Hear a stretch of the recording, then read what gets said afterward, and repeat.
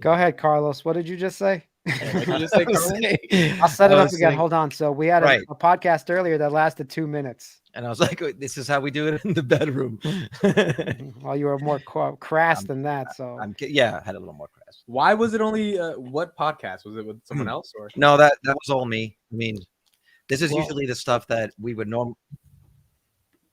Hold on, I'm hearing Mitt twice. Yeah, Carlos. So some guy contacted us because we're getting famous. So our people got him on the calendar. They're real busy. We had to work them in. We moved a bunch of stuff around. We're in demand now. Yeah, we're in demand. We can't help it, man.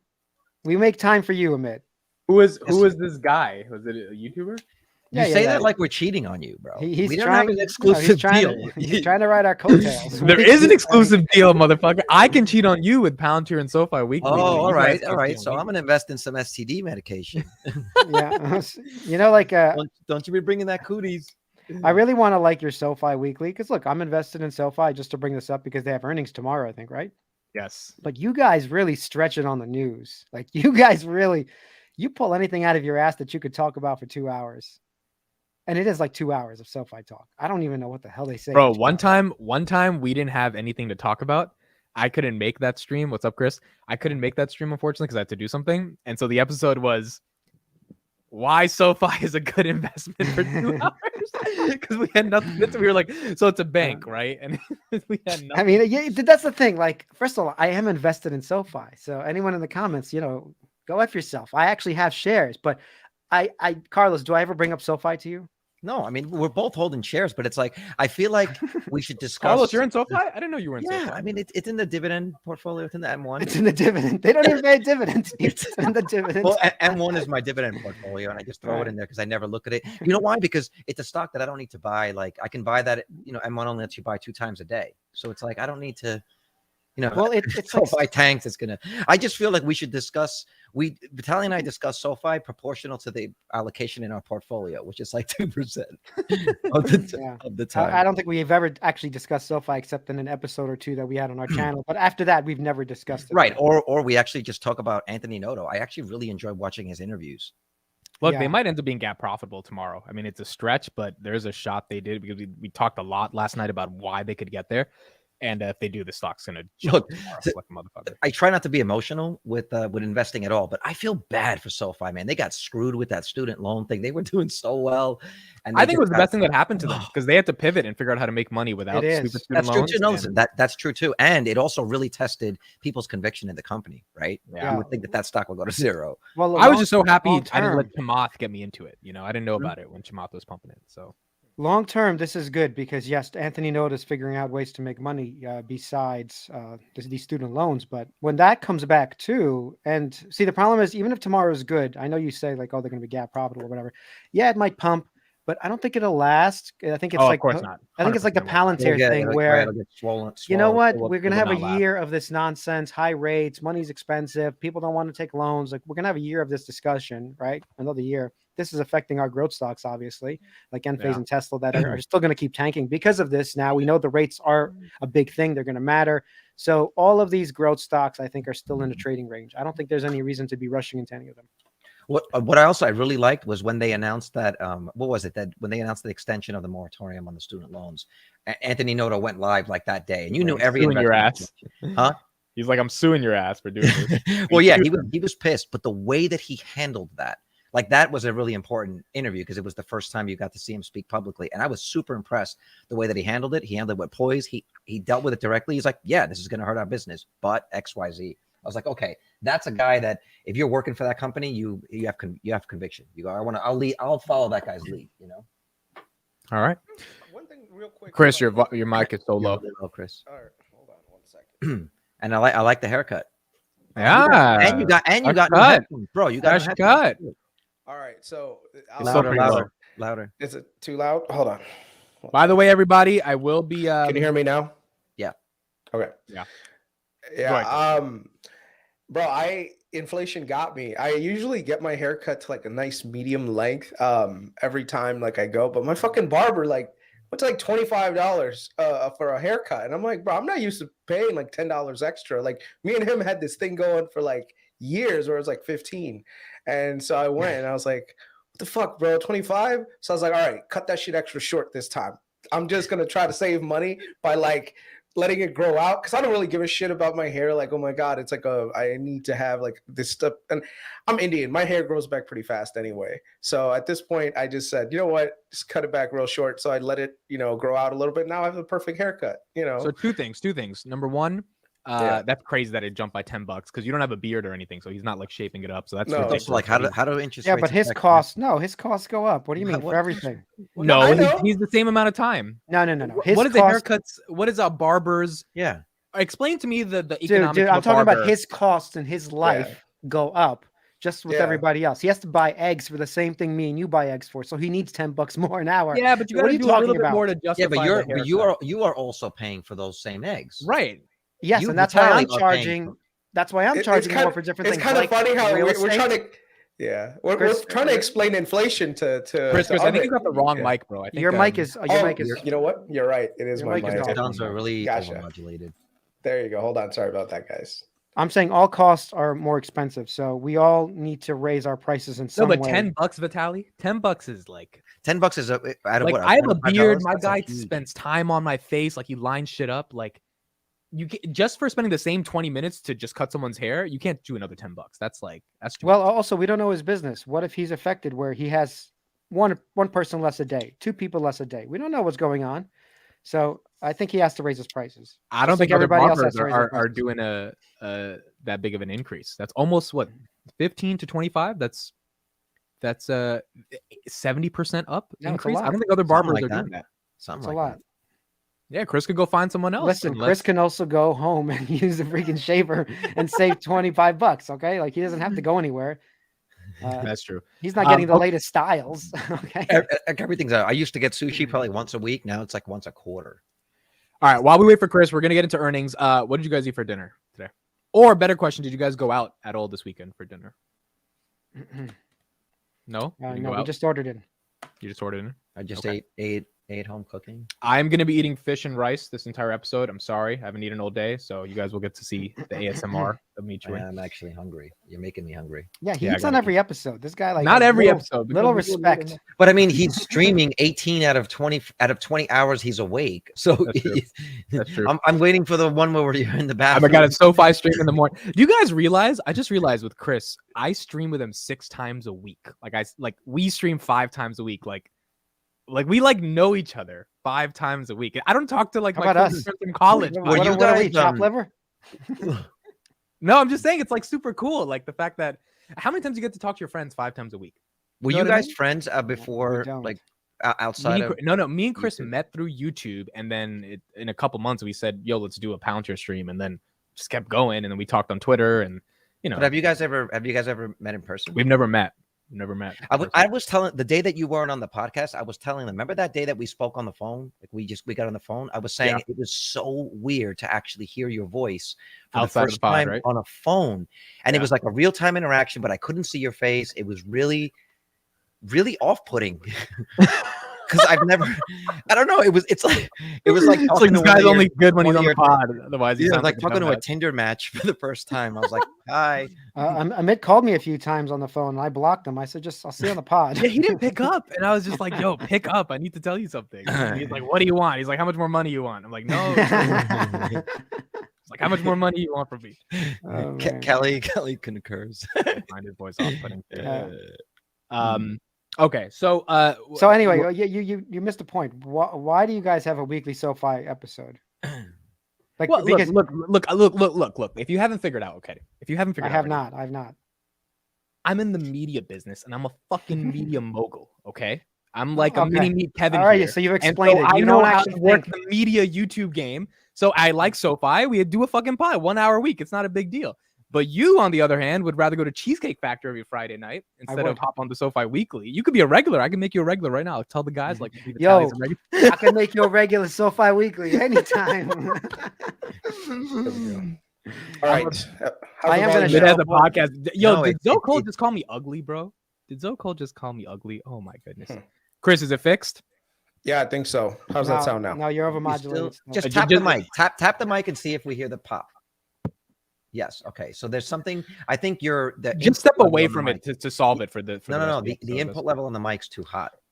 Yeah. Is So it real? Okay. reduce the Turn gain it a little down. bit. There you go. Yeah. How does that sound now? That's better. Just pick Yeah, up but your now you sound volume really- or now you whatever. sound low. I need to give a what you- shout out to Philip Rizzo. This man keeps sending me Bitcoin. I woke up on Friday. I had another $7 of Bitcoin in my wallet. I'm just like, because he has my Cash App now, so he just sends me Philip Bitcoin. Rizzo, you got to send it to the pod. Yeah, Philip.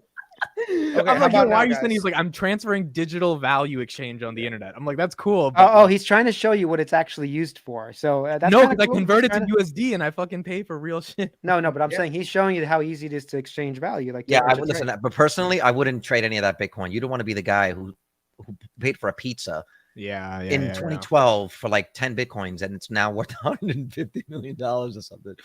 Okay, Chris, say something. Okay, how does it sound now?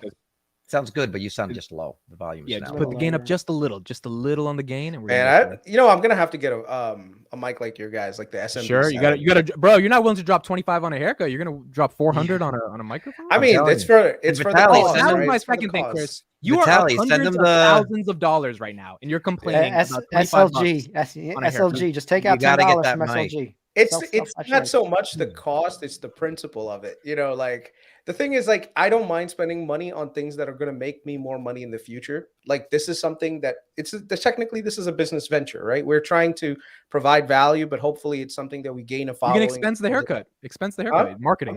No, you can't expense the Yes, haircut. you can. I expense my haircuts.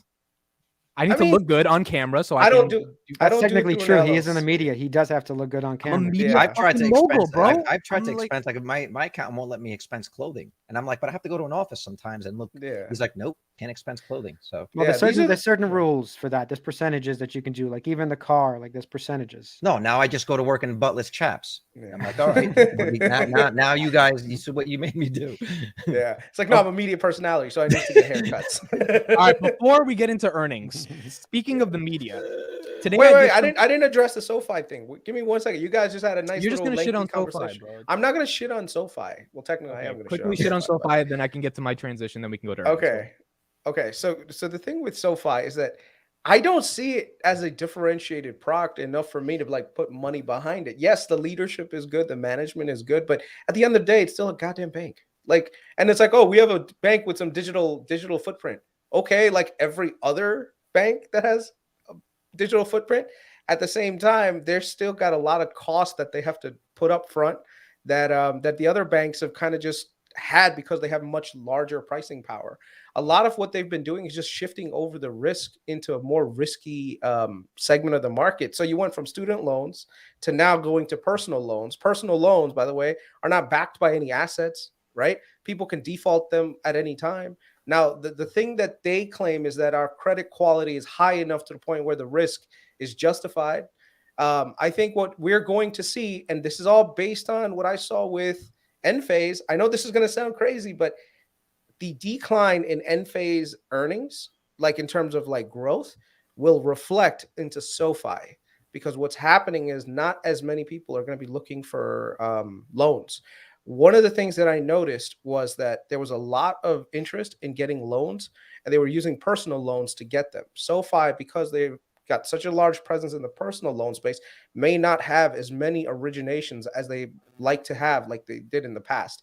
On top of it, if they do have any delinquencies and they show up, we got a problem. So I don't think this is going to be the oh my god moment that everyone keeps asking for SoFi. At the end of the day, I don't think so either. I think it'll it'll have a little spike and then it'll sell off. I genuinely think it'll happen. I don't think Yeah, so. And the other thing is there's just too many other great opportunities in the market right now. Why would you want to put your money in something that's not differentiated? That's my only thing. If I see something where you have a differentiated product that's like that you have a monopoly over, that you know, or you're first to market with, or you have something that really gets traction, yeah, I could believe in that. Everyone's always touting Galileo. I was like, what part of your revenue is from Galileo and all those services? Like barely any. Yeah, I mean percentage. that's Vitaly's Bitcoin as well. Yeah. Well, Majority, the problem is not the revenue amount that can increase. The problem is actually, I think we talked about it even on the cowbell when we did that Galileo's growth has slowed down this last quarter, the last 2 quarters. So I was a little bit worried about that because that's my whole bull case, that Galileo is a legitimate thing. They're not just a bank, but if they are just a bank, then I don't even want to be there. Like, who needs to be Well, in a bank? the problem is a lot of these, like even the social medias now can integrate banking into it, and it's really hard. I don't know. Like I was actually looking up to see what percentage of SoFi's target demographic or SoFi's customer base is under 30, because I feel like those are like you and me. I've been with Bank of America now 15 years. It's very hard to leave your bank because of that seniority, and so I'm not able to find. Yeah, I mean, they're going after Gen Z. They're definitely going after, you know, they want to Gen Z and millennials are their target demographic, which suggests that a significant portion of its customers could be under the age of 30. But without current statistics, it's difficult to provide an exact percentage. But, Invest to live. You're right. Everyone should hit the like button. Oh, Sean's here? I didn't even know Sean was here. Just wanted to stop through. Do that. Hit the like button. Hit subscribe. Sean is doing some exciting stuff on the side. I can't wait till everyone gets to see what he's doing. Some crazy shit. One thing I just want to just bring up. Someone put in the comments, how is SLG differentiated? Okay, so I know this is something that we as finance YouTubers have to just take a stand against. Okay, when you say something about one company and what people want to do is just shit on your other picks, it's like, oh, I don't think SoFi is good. Well, then what do you about Enphase? Fuck Enphase. Like, really? Like, that's your thing? Like, you're gonna attack the other one? Each individual stock has its own thesis behind it, right? And just so that I'm clarifying, SLG has a moat around New York City. They're one of the largest commercial landlords in New York City. You want a differentiated product? New York City is one of the most heavily regulated places on the planet to build anything. And yet they have a significant presence there. They can navigate the area. There's all but maybe 3 commercial landlords that control majority of New York City that have all Class A buildings in New York City. SLG happens to be one of them. Vornado's another one. So yes, there are things that are unique about different businesses and even different areas. For me, when I look at SoFi, I don't see a differentiated product. But then again, this is one of those things that good leadership can sometimes... Well, hold on. Is Galileo a differentiated product? Yes or no? Yes, it is, but it is right, because it's not a majority of the personal banking is a majority. Yeah, so like right now, Stripe is a competitor to Galileo, and Stripe's a monster, right? Yeah, and Adyen. Don't forget about Adyen too. So I mean, and not to mention now you got Marcus and Apple pairing. Well, hold on. Yeah. Adyen, that's the European sort of SoFi, and bigger. But do they do the same thing that Galileo does? Are they doing the exact same? To an extent, not exactly, but they're in the B2B space when it comes to this kind of API for payments. Well, it's not only payments. Galileo is the whole back office. Well, exactly. That's why Galileo is a super big bull case.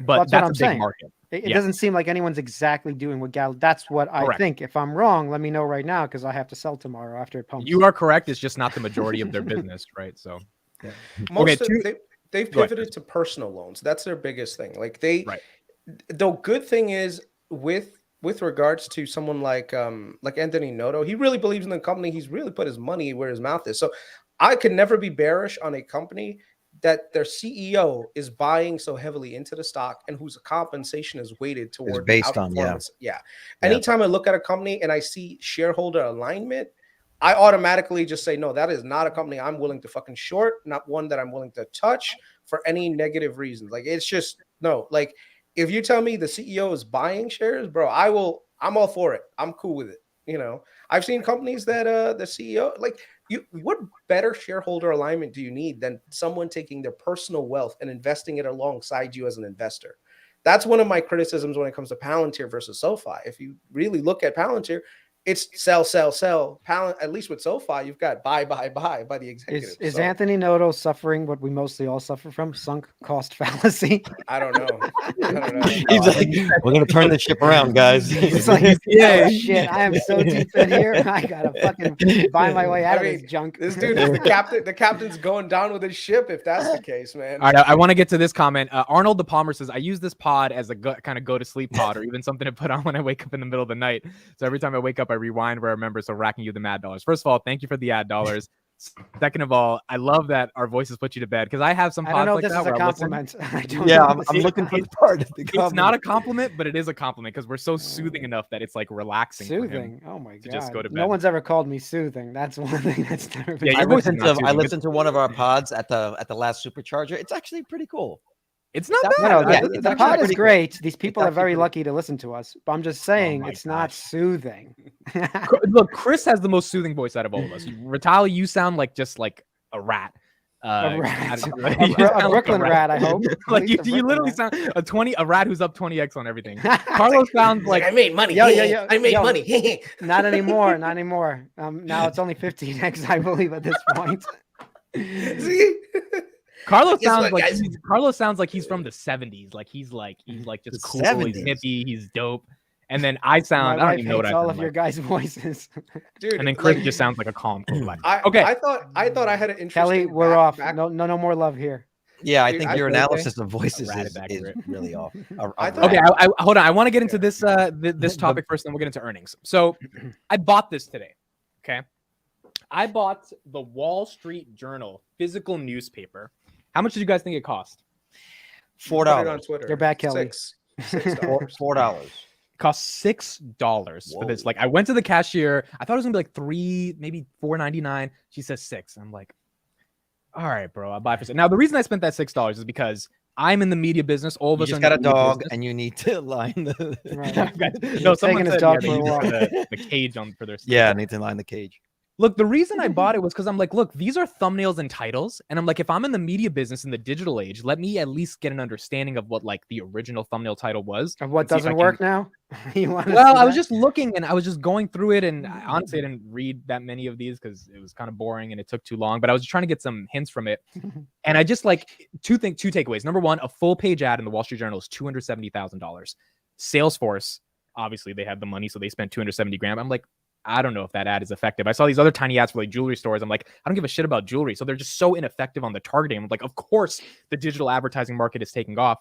And number two is like, how many trees are we killing for this shit for no reason?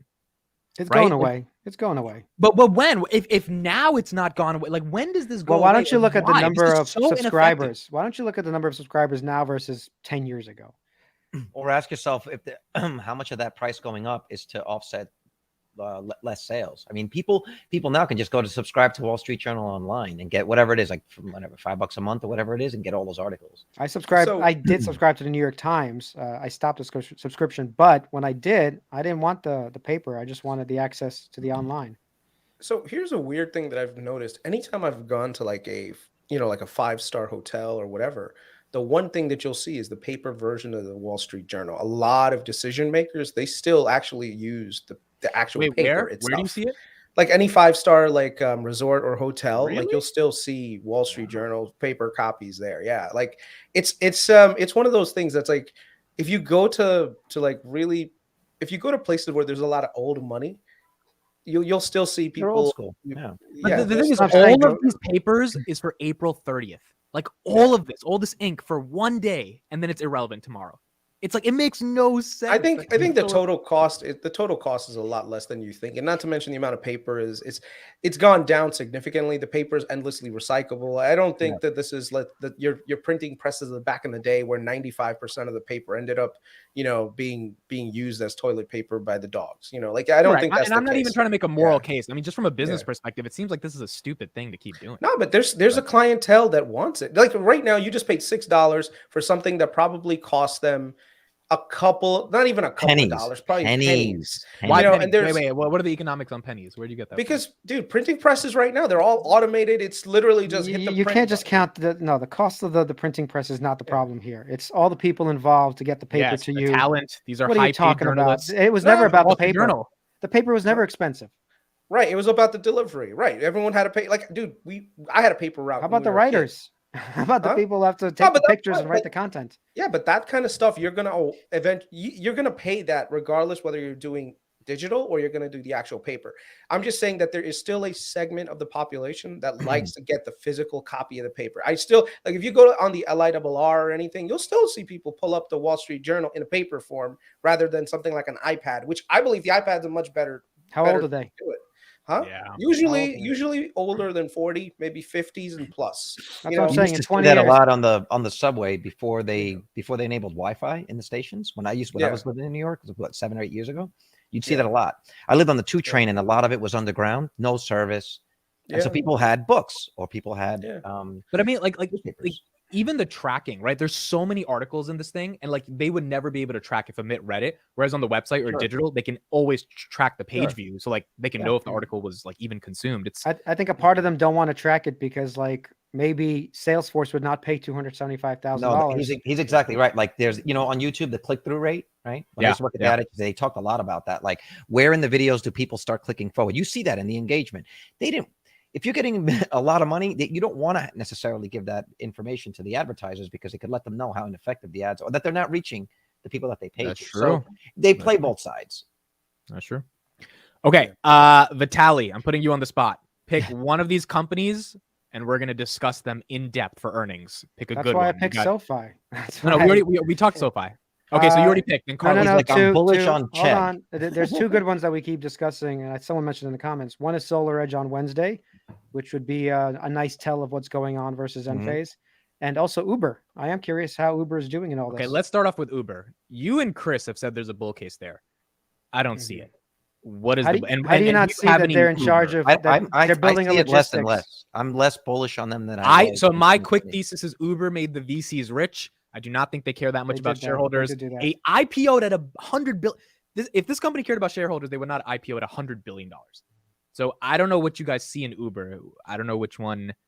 Who wants to go first and talk about it? I'll go first. So I think you're looking at this a little bit wrong in that, they IPO'd just to make their money and get out. Like whenever a company IPOs, it's looking for capital. It's trying to diversify its shareholder base so that people who've been in it for a long time can take some of it, take the money out, liquidate it on the open market at hopefully a much higher price than they paid for it, and use that capital to deploy to other sections, right? So everyone eventually goes public. There are still companies that are not public, that are private forever. That's a whole different story. But in terms of just because a company goes public doesn't mean that it's to bilk the shareholders. Now, you can say that certain timing when these companies go public can be very suspect. Like an example is any company Coinbase. Coinbase. Anytime the company usually, but they see that's how. But also but I'm Chris. I'm talking about valuation, like $100 billion. Right, but that's because people were willing to pay that kind of valuation for it, right? If you're smart, you're going to IPO when things are valued like crazy. Like look at Palantir. Palantir valued itself. It DPO'd. It went crazy high. Sold a shit ton of shares. All that good stuff happened. Yeah, but it DPO'd at $15 billion. It got to $100 billion because of. No, I know. Because the DPO part of it, what ended up being a retail meme and went up. Like Snowflake did the same thing. Snowflake, they came out, they rode up. A lot of the executives. So whenever you want to always IPO into a lot of strength in that industry that you're trying to pursue. So if the industry that you're trying to go for is doing gangbusters, the best time to IPO is when that industry is overvalued, so that this way you're capturing as much return as possible for the shareholders who've been there for a long time, right? So you want to maximize shareholder potential. Now, here's the thing. Uber has come down significantly, but their business has expanded materially. That's the key. I think that's what you're missing right now, if you look at Uber when they IPO'd versus what Uber is now, it's a much different product with a lot more revenue. They've added a lot Uber more Eats. thing. Tell me what else they've They done. added Uber Eats. They added Uber Freight. They're taking over logistics for Is a Uber lot Freight of even making any money? Because Uber Eats is making it's money. growing. Look, it's growing massively. I'm not sure if it's actually profitable, if that's what he's saying, but it's growing massively. And you got to picture a world where they're going to control logistics for everybody, basically everybody. Okay, just like delivery service. Are you willing to pay $62 billion for their controlling of delivery? That's like me and Carlos. I think we're on the hell. Hold on a second. second. Let him finish. Because Go ahead. First of all, this is one of the only companies that I can see getting to $1 trillion. Okay, if you ask me about SoFi, not happening. Palantir, not happening. Enphase might not be happening. Uber controlling logistics for the entire world, possibly happening. And there's another reason too. Let's talk about what's actually happening with the other player, Lyft. I'm invested in both, by the way. I have Lyft and Uber. More Uber, but still, I had enough Lyft because that was always like, I don't know what's going to happen. Who's going to win? Lyft is losing massively. They just laid off 30% of their workforce while Uber went GAAP profitable, I think, this last quarter or something like that. So you're talking about they're finally winning for real. Okay, they're heading towards actual profitability, and you're giving the bear case now. They're actually getting there. Okay, and there's no competition. This is the other thing. I know Carlos is going to bring up full self-driving and Tesla coming in, but we have 5 to 10 years until that happens. And even when that happens, let me point that out. Just go on record that go on record. He's saying that's 5 to 10 years from today. Okay, even if it's 3 years away, the point is April 30th, 2023. So minimum 2028 or 2033 is when he thinks 2028 that's plus, yes. Okay. But hold on. Okay. Well, when Tesla even comes out, and I have more Tesla than Uber, by the way, but well, I would hope you have more Tesla than fucking Uber. Yeah, but there's no way Tesla will take over that whole logistics business. It's kind of crazy to even think. Okay, so basically, they're gonna have to partner with the logistics winner, which is not Lyft anymore. It's going to be Uber. So what's going to happen in 2028 when full self-driving is hitting? They're going to be like, shit, if we actually do care about scaling this business, and in terms of having the whole robo-taxi thing, Uber is the obvious logical choice to partner with. They're not going to take it over. They're just going to pump 30 million cars out there in one day. That's not going to happen. But who wouldn't pump out 30 million cars? I'm saying Tesla's just not going to release that year. Full self-driving comes out, 30 million cars into the network. When we already have Uber as the logistics king, they're going to have to partner with whoever's in charge of logistics, UPS, Uber, FedEx. They're going to have to partner with those people. Let's be actually real about this. That's what's going to happen, because Elon's mission is to change the world. Unless his mission is just to make the most amount of money, then he'll just do it himself slowly over 20 years. But if it's to change the world, get us off oil, he's going to partner with these companies and make sure they all are electric. That's what he's going to do. And the thing is, and here's the other thing, Uber has avenues of monetization that a lot of people don't really realize. Like here's a good one. Imagine you're a restaurant, right? This is Uber Eats. Like let's say Uber Eats, you want to promote your business because you want to grow it, whatever. Uber Eats gives you the ability to put your ranking at the top level with some fees attached to it. Right? Advertising. For your advertising. Chris, real quick, I'm going to interrupt real quick and then you can continue. This is what I was going to say. This is the part I would buy Uber. The ad business is amazing. You can reach 131 million, and this is new. They introduced it like this year or late last year. The ads business is high margin. They have a ton of ad inventory, and it's relevant. If you're going to the Warriors game or the Knicks game and restaurants near New York, boom, it's in your journey advertisement. So yep, this is the targeted advertising. Literally, you've got geo-specific targeted advertising for restaurants. Like, I am looking for a cheeseburger. Okay, you are in this location. The cheeseburger is here. This is the best cheeseburger in this area.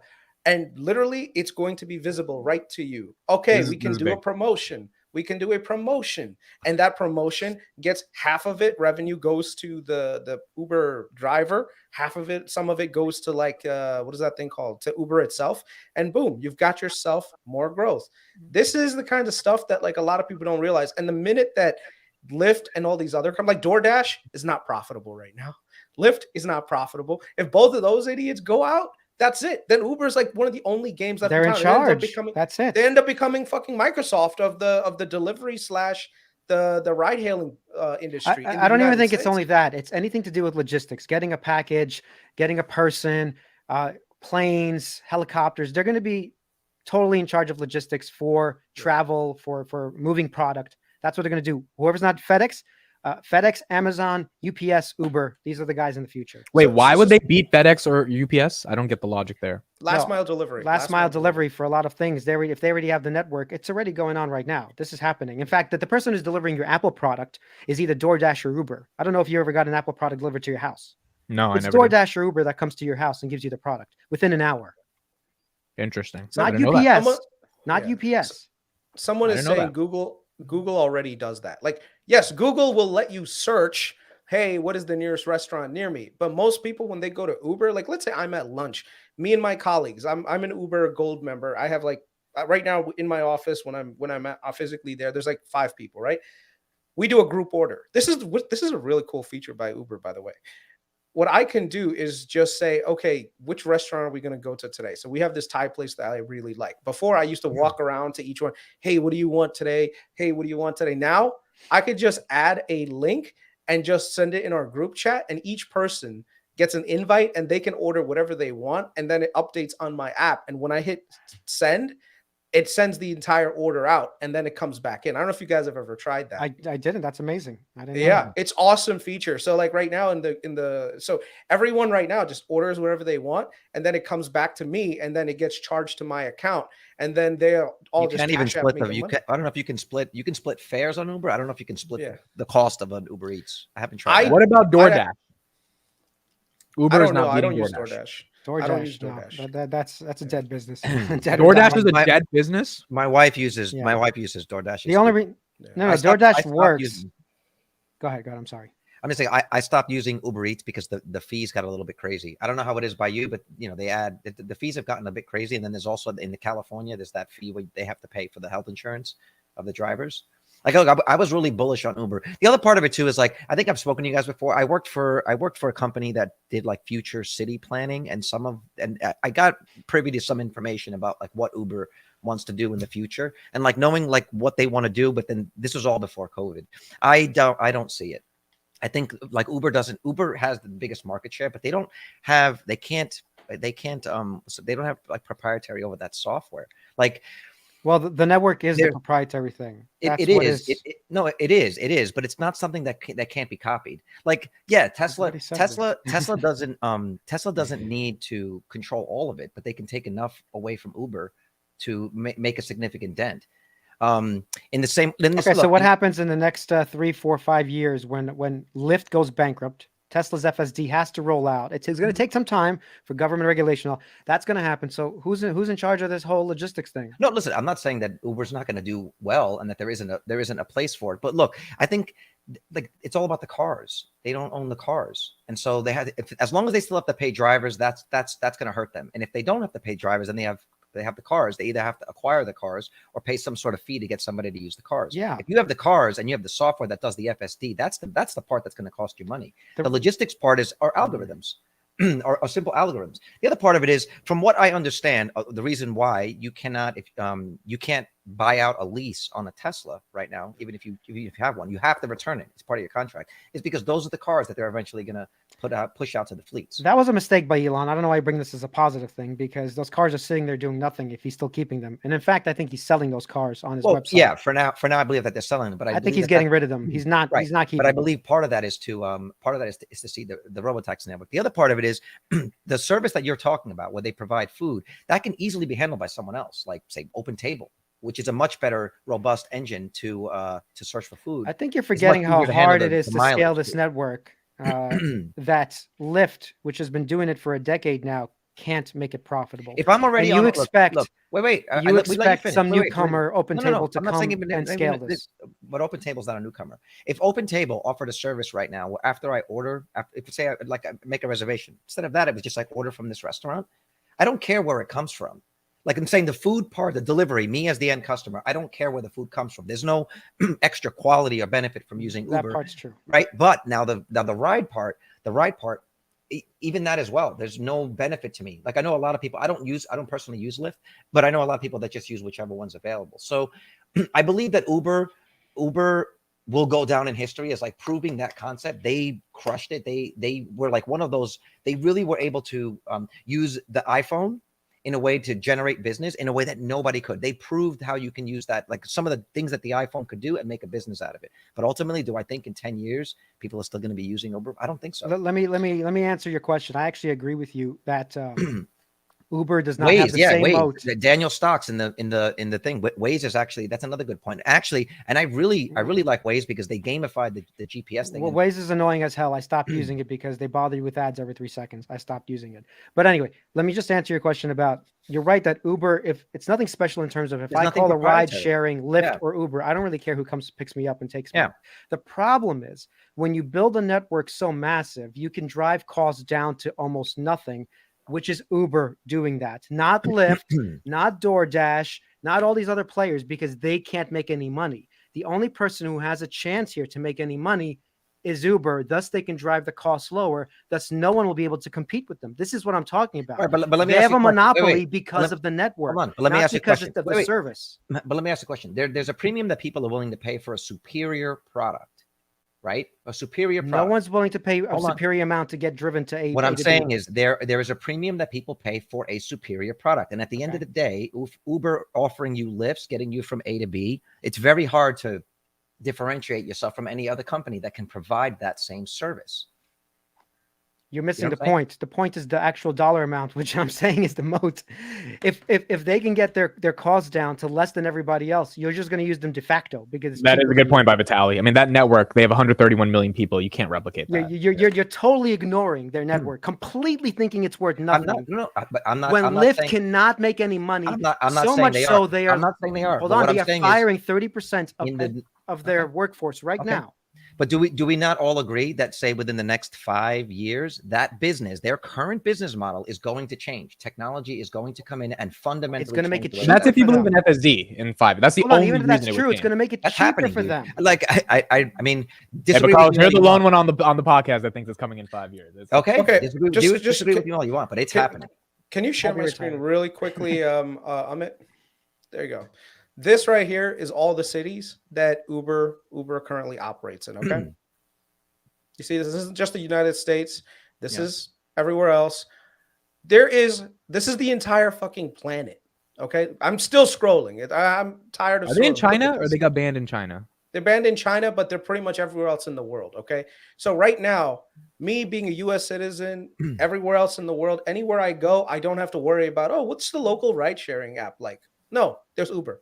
If I go to Europe, there's Uber. If I go here, there's Uber. There, Uber. There is a huge, huge world out there where these guys are going to be taking pennies from each ride and becoming a fucking behemoth. Okay, Chris, This it is a company that trades can be at a 8 trillion times dollar. revenue. It did 8.6 billion last year in revenue. It's at 62 billion market cap. Is that Okay. Are You you, see, are you willing to pay for that?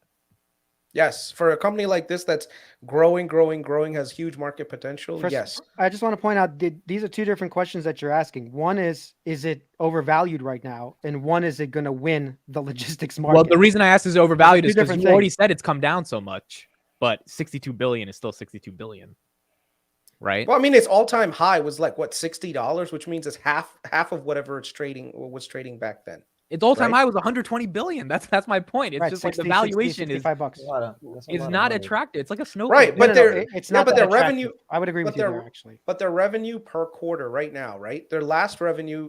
It's great. I mean, They grew 50%, 49% year over year in 2022 from 2021. It's amazing, but the valuation still feels a little. All right. So the question with Uber would be this: in order to fulfill that valuation, how do they get there?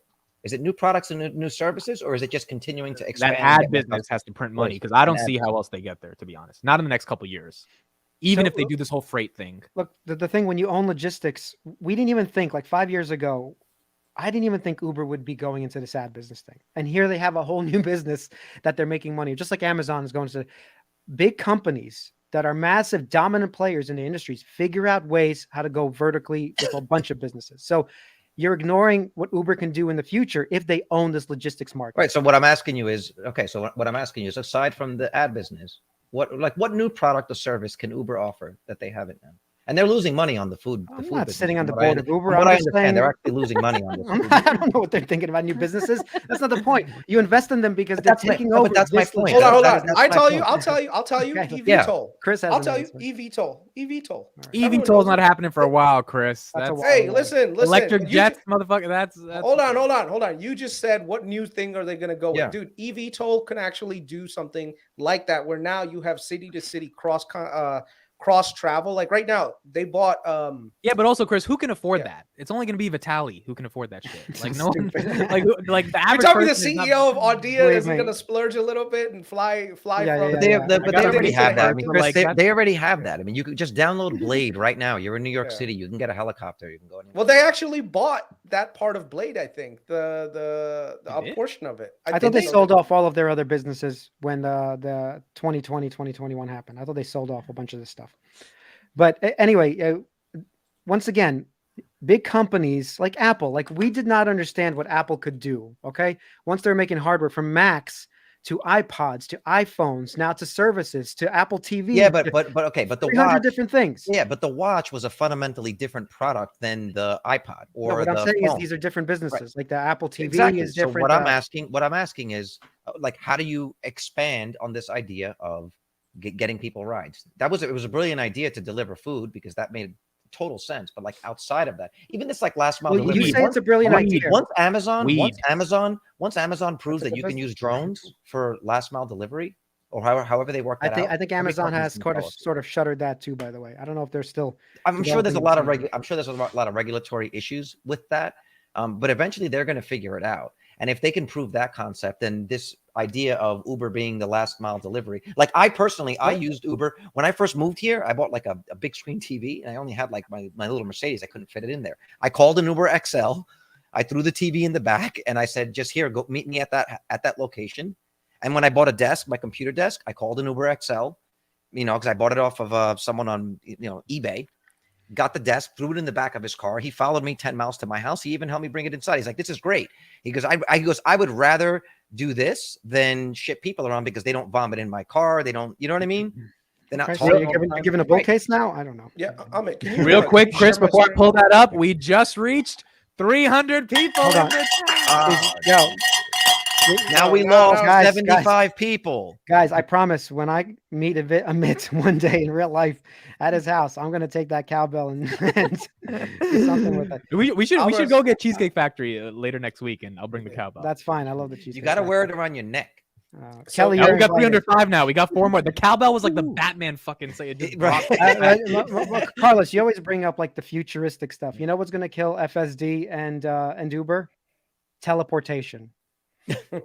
Okay, all right. So you get my point that these things are still happening way out into the future. That in the meantime, I think Uber's going to do extremely well. It's just so funny that you're very quick to tout your engineering background, and when we talk about engineering things, you're like, no, 10 years out, 20 years out, because it doesn't line up with your case. Do you know why? No, Carlos, we just think you're too bullish on FSD. That's the only. Hold on. Really smart, because I'm the only one on this pod who's actually really implemented. I'm the only one on this pod who's actually problem. Hold on. I'm the only one on this pod who's actually done real computer science. Hey, I've coded engineering a website before and programming, especially when it comes to machine. I use Wix. Hold on. Especially when it comes to machine learning and things like that. You have not. I actually know how difficult it is and how it doesn't mean anything as you solve these problems. There's too many edge cases that there's always going to be an edge case. And the problem is not for Elon to get vehicles on the road. The problem is for the government to say, when do we have enough edge cases? And they might say, we don't know. We're not at 99.9999% yet. And that could take 5 years, 10 years till the government says it's okay. The last data. Hold on. The last data, I believe, in the impact report, which is like a week old, already showed that a Tesla and in FSD, even with your edge cases, is a multiple more safe than a human driver. No, that may be right. It's just not happening like at scale anytime soon, bro. And if you're right, then I'll chalk it up and say you're right. Can I share? This is bullish for Elon. Let me just share this because this is kind of good. I think I sent you guys a link, and then we'll go to your thing. I mean, even Cruise, didn't they go? They just went 24/7 now. Now they're 24. Now they're 24/7. It's not just at night. You see this? Hold on. There we go. Yes. So this is not Tesla. I'm not shitting on Tesla. This is Xpeng and their autonomous thing. And it's like, and the caption was, what is it? Autonomy ain't easy. Okay. And the thing is, it ain't easy for anybody, including Elon. That guy almost crashed, bro. Hold on. Yeah. Watch this. Holy guacamole.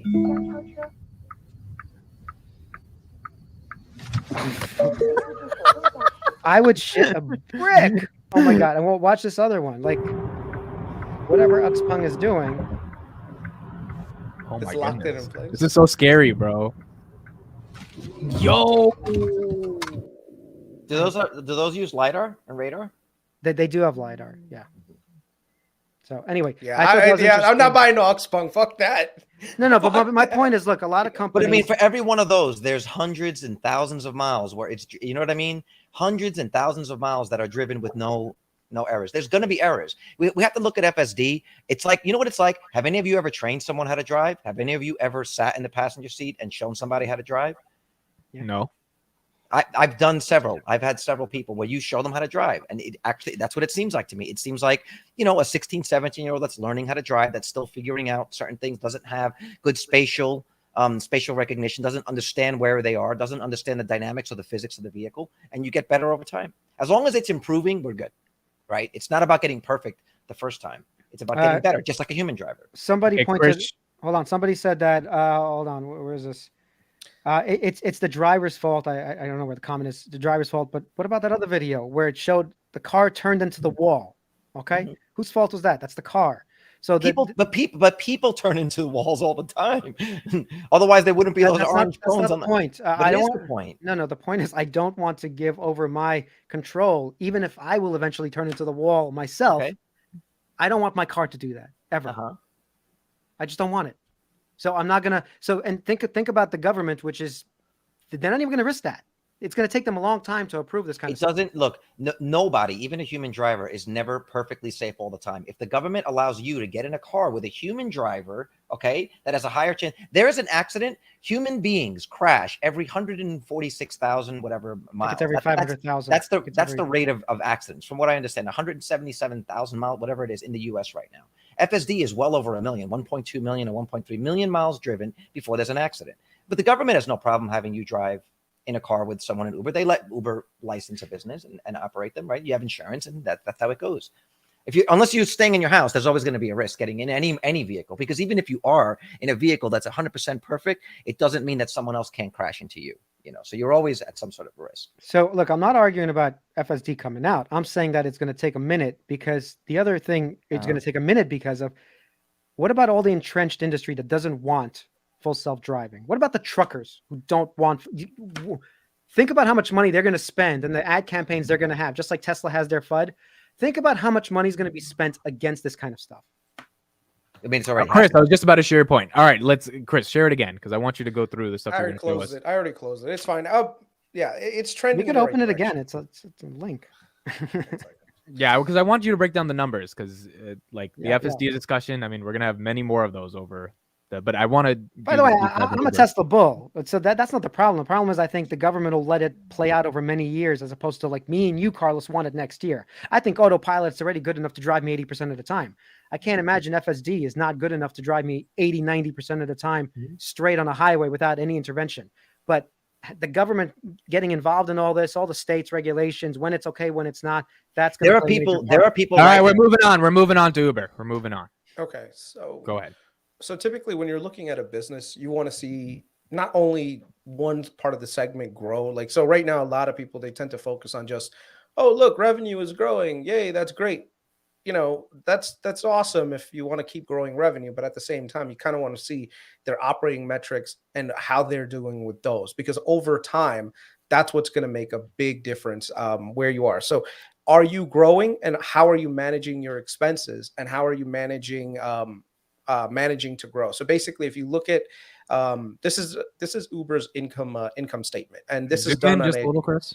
Yeah, and this is on a TTM basis. Okay, for anyone who doesn't know what TTM means, it means 12-month trailing, right? So basically, you're looking at the last 12 months. 12 months. Trailing 12 months, yeah. And basically what you're doing is you're averaging out what's going on. So this way you can see the health of the business. The reason why you do that is because what happens is you can have moments where the business does exceptionally well one quarter, and then it slows down another quarter, and then it speeds up another quarter. But when you average it out, it ends up becoming, especially if it's a very seasonal business, it gives you a more accurate picture of how the business is actually operating. So if you only look at things on a quarter by quarter basis, you could be missing a lot. So one of the things that I typically do is I look at TTM. TTM is a much better way of evaluating where the company is trending towards. So one of the things you can see here is their gross profit, of course, is growing, which is always a good sign.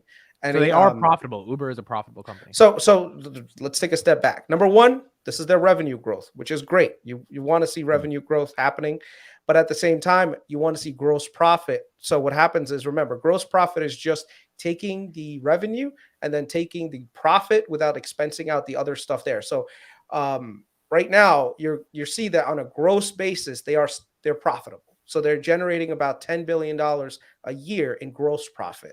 Then after that, you're going to be taking out the expenses that come along with it. So these are expenses like paying executives, doing research and development, some depreciation costs, the marketing costs, and everything else. And this is what you get. So last year, on an operating income basis, they lost $2 billion, which is, oh my God, this business is not profitable to the naked eye. But if you look at it, when you have a business, what you want to do is actually invest in the business. That's why you're spending money on R&D and selling and everything. So you can see it's trending in the right direction, right? So you've got $8 billion of operating income losses in the past to now being only 1.8. And as your business grows and your expenses stay the same or relatively flat, and sometimes they can actually even go down if depending on where the investment cycle you are, you do a better you operate with more profit. But hold on, you're still paying 62 billion for an unprofitable company. Hold on. Before you go there, 1 second. All right. So if you look at this right here, the net income on a net income basis. So right now, if you look at on the last 12 months, they lost $9 billion on income, right? So just purely net income basis. But remember, this company is still very early in the life cycle of where they're trying to go to. So if we're looking at this company and saying, oh, well, look, this is what the company is doing right now. Yes, that's absolutely true. They're not exactly in the greatest of shapes in this moment, but you can see that their business is growing and they're trending in the right direction. You typically want to be in a company when it's on the flip side of things. So like right now, if you look at cash from operations, they're generating cash flow.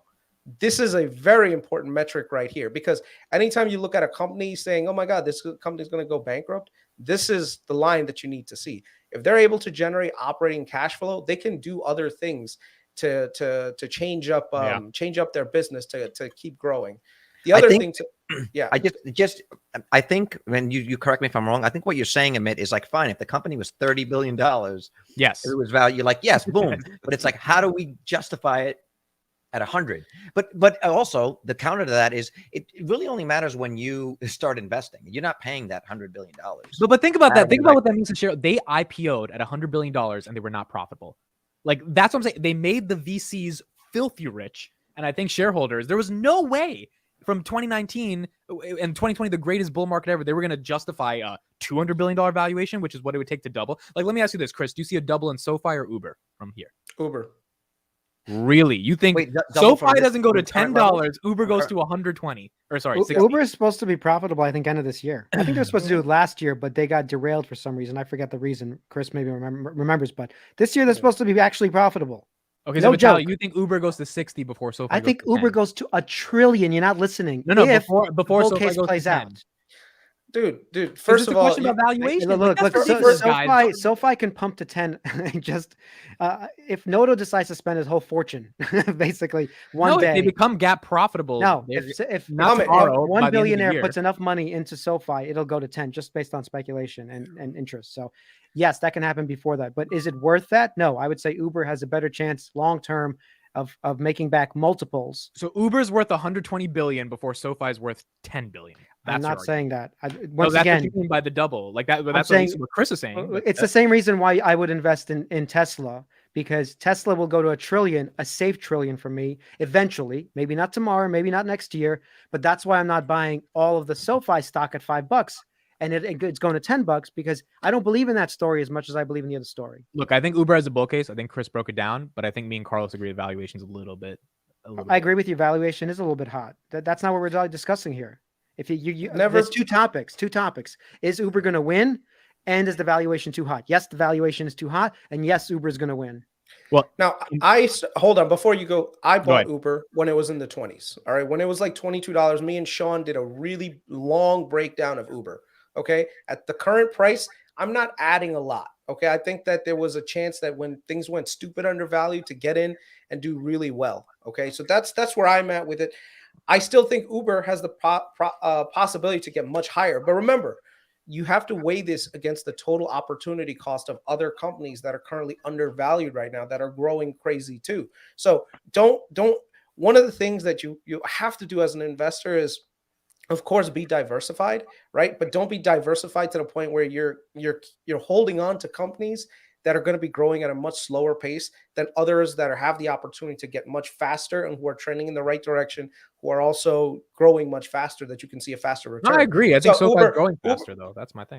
The thing with SoFi is a lot of their growth, when you look at it on a piece of paper, it's like, yeah, oh my God, they're growing their loan book. That's great. But what is the cost of growing their loan book? Like, what are the risks that they're taking? That's the part that I'm a little bit uncomfortable with. Yeah, that's they're fair. Growing in the personal loan segment, which a lot of people are doing. Like Lending Club does it. There's a ton of personal loan lenders that are out there. So they're not doing anything that's super unique. At least with Uber, there's some uniqueness to it. And so I'm willing to pay a little bit more premium towards something like Uber. Oh, but Chris, it's not a little bit more premium. It's $55 billion worth of premium on an unprofitable company. Like, wait, what if SoFi's profitable? Hold on. Before SoFi's you go, profitable before Uber. Before you make that argument, okay? This is where I made a mistake way back in the day, because I made the same argument that you did, which was, oh my God, they're not profitable, blah, blah, blah. They're overvalued. That is the same argument that everyone made about Amazon. If you remember, Uber is not Amazon. No. Either. No, it is like Amazon in that for the last 10 years, every time you turn on CNBC, everyone's like, well, they're not generating operating cash flow. They're not generating free cash flow. They're not generating net income, which means that Amazon is overvalued. Amazon is overvalued. Every single person you asked about Amazon for the last 10 years said the same fucking thing while Amazon was growing their business like crazy. Okay, but Chris, right? here's where I agree with you. I would agree with you on the Amazon 2014 argument if the valuation was 40 billion. But like, it's just like Palantir, right? Like the value, one of your issues is they're not profitable and the valuation's too much. Like if Palantir was 10 billion, I'm sure you would be buying a crap ton. But at 17 billion, you're like, Uber at 60 billion. Yes, there's an Amazon story, but the valuation is stupid. That's the problem here. I think the premium is not justified, in my opinion, versus the premium on AWS. Like, of course, you're willing to pay that. I think it's all going to depend on how Uber keeps managing their profitability and how they keep growing their operating cash flows. And then what are they going to do with that operating cash flow once it starts to come in? And especially when it gets to like the $4, $5, $6 billion a quarter. If you think about this company in 5 years, like, do you think they're going to be generating more operating cash flow or less? And Definitely what are they more. going to be doing? Definitely more. They're While paying. you discuss this, can you go to the first page of the thing you showed? That first page that showed the trailing 12 months just in 3 charts. Can we just pull that damn it, man! I closed it already. While you find that, the other thing I want to point out, Dara Kashawowski, which is the CEO's name. Did you just mess up his name? I did, but my point is that he was already a CEO that had executed before and made Expedia what it was, or I forgot what he did with it, 5x Expedia. My point is he's a clear operator too. So they brought him in to fix Uber when it was under, I forgot the previous guy that Travis Kalanick, right, which is basically treating it like a boys club. He made this into a real business. So it actually does matter that the CEO is running this business too, that Dara is running this business, that he knows how to execute. He's once again an operator, sort of like TJ Rogers is an operator. So you're also betting on that jockey as well. But you're betting 62 billion. Like every point you guys make doesn't add up to the valuation. That's the problem I have. Okay. I'm on the other side of this argument. Okay. By the way, good companies, maybe this is not one of the best examples, but good companies tend to be overvalued. Yes, I agree. Enphase for long periods. No, but they tend to be overvalued for long periods of time. And anyone who thinks their PE should compress to 15 or whatever, and it's never going to happen. So my point is, at some point you have to pay the premium, just like Chris said, or you're just not in it and you just move on. That's okay too. And in my opinion, I was buying it also in the 20s, by the way, Chris. And this was actually a while when it crashed. I think me and Carlos were buying it back in 2020 when it crashed. I haven't really bought too much more since because I do think it's overvalued. But the story is not overvalued in terms of the 10-year play. Okay. But right now, yes, it can go down. We all know that. Everything can go down. I'll say I sold out of Uber and I bought a Bitcoin with it at the time. Nice. So what did you want me to check? What did you want me to check? I just want to see. Yeah, because the operating income is for me. That's the one that looks really nice. Yeah, the operating income, like I said, does that mean that now they're actually making their ROIC is positive now? They make money on every dollar that they invest. Yes. Period. Okay. Yeah. I like this comment. That network is valuable, boys. Uber. So yes, this is actually goes to you, Carlos. We both invest in Bitcoin. Do you know why we buy Bitcoin? It's the network. We buy it because of the network. Because you're stupid. Okay, that might be why you're buying it. Amid that comment right there should be clipped out. It's a joke. It's a joke. We're gonna clip that out. Put that on our I need Philip to send me more Bitcoin. He has to convince me that because the problem is Amit is going to miss one of the biggest runs in 2024, 25. He'll miss it. But again, I'm not saying that the network like he did the last one. It's okay. You guys will miss Palantir. I'm not saying that the network isn't valuable. I'm not saying the network isn't valuable, but MySpace had 500 million users, and that was a pretty substantial network too. And There was Where's that somebody network else. now? There was somebody else competing with the MySpace network. This is what you're missing. The Bitcoin network. There is no real competition for the Bitcoin network in terms of what it represents to store value. There's no real competition. But you're not buying into the network. The network. No one's going to use the Dogecoin to store value. network. That's No, not no, happening. Not the if network- Elon has something to do with No, it. the Bitcoin network is the Bitcoin network, and the decentralized nature of it is what provides the safety that allows you to No, invest. but you're missing it. We're investing in the network. If there is no network, I would not buy Bitcoin. If those people did not, if everybody did not believe in the value of Bitcoin, I would not buy Bitcoin. But Bitcoin, Wait, so you're buying Bitcoin because everyone speculates? because everyone's. I know. Yes. I think. Okay. It is speculative, I by think the way, this yes. argument, but I think that argument is a bit of a. I think it's a stretch argument to make a comparison. But I see what you're saying. It's but the I'm not same buying. thing as the network in Uber. I believe because the network is big and it's growing. That's why The you network- want to believe in something like that. The network in Bitcoin is what provides the stability that allows me to put a substantial amount of money in and feel safe with it. Uber's network does not provide me safety of my investment, so they're not comparable, in my opinion. You're right. I would say that Uber is probably a safer network. Yeah, So I you're going to agree with you take all your money out of Bitcoin and throw it into. No, I believe in right these now. networks. I actually believe Listen, and there's actually a VC. The network of Uber my is what God, makes you don't feel cite the network. Uber's network is what makes you feel You don't believe confident that they'll VCs? continue to No, have VCs are users for years stupid. to Don't come. be like you know how many VCs lost money in 2021 on crypto? Like citing a VC is such a bad argument for why crypto is good. Like there's other reasons. No. Other than Fred Wilson. I'm not just Fred Wilson is who I'm talking about. Yes, he invested in Square Twitter. So now Ventures. he's right about Bitcoin. Like I don't. He's been right about Bitcoin for like over 10 years, dude. He's been investing this for a long time. Ethereum and Bitcoin, and he cashes out actually at peaks. He knows when to take his money.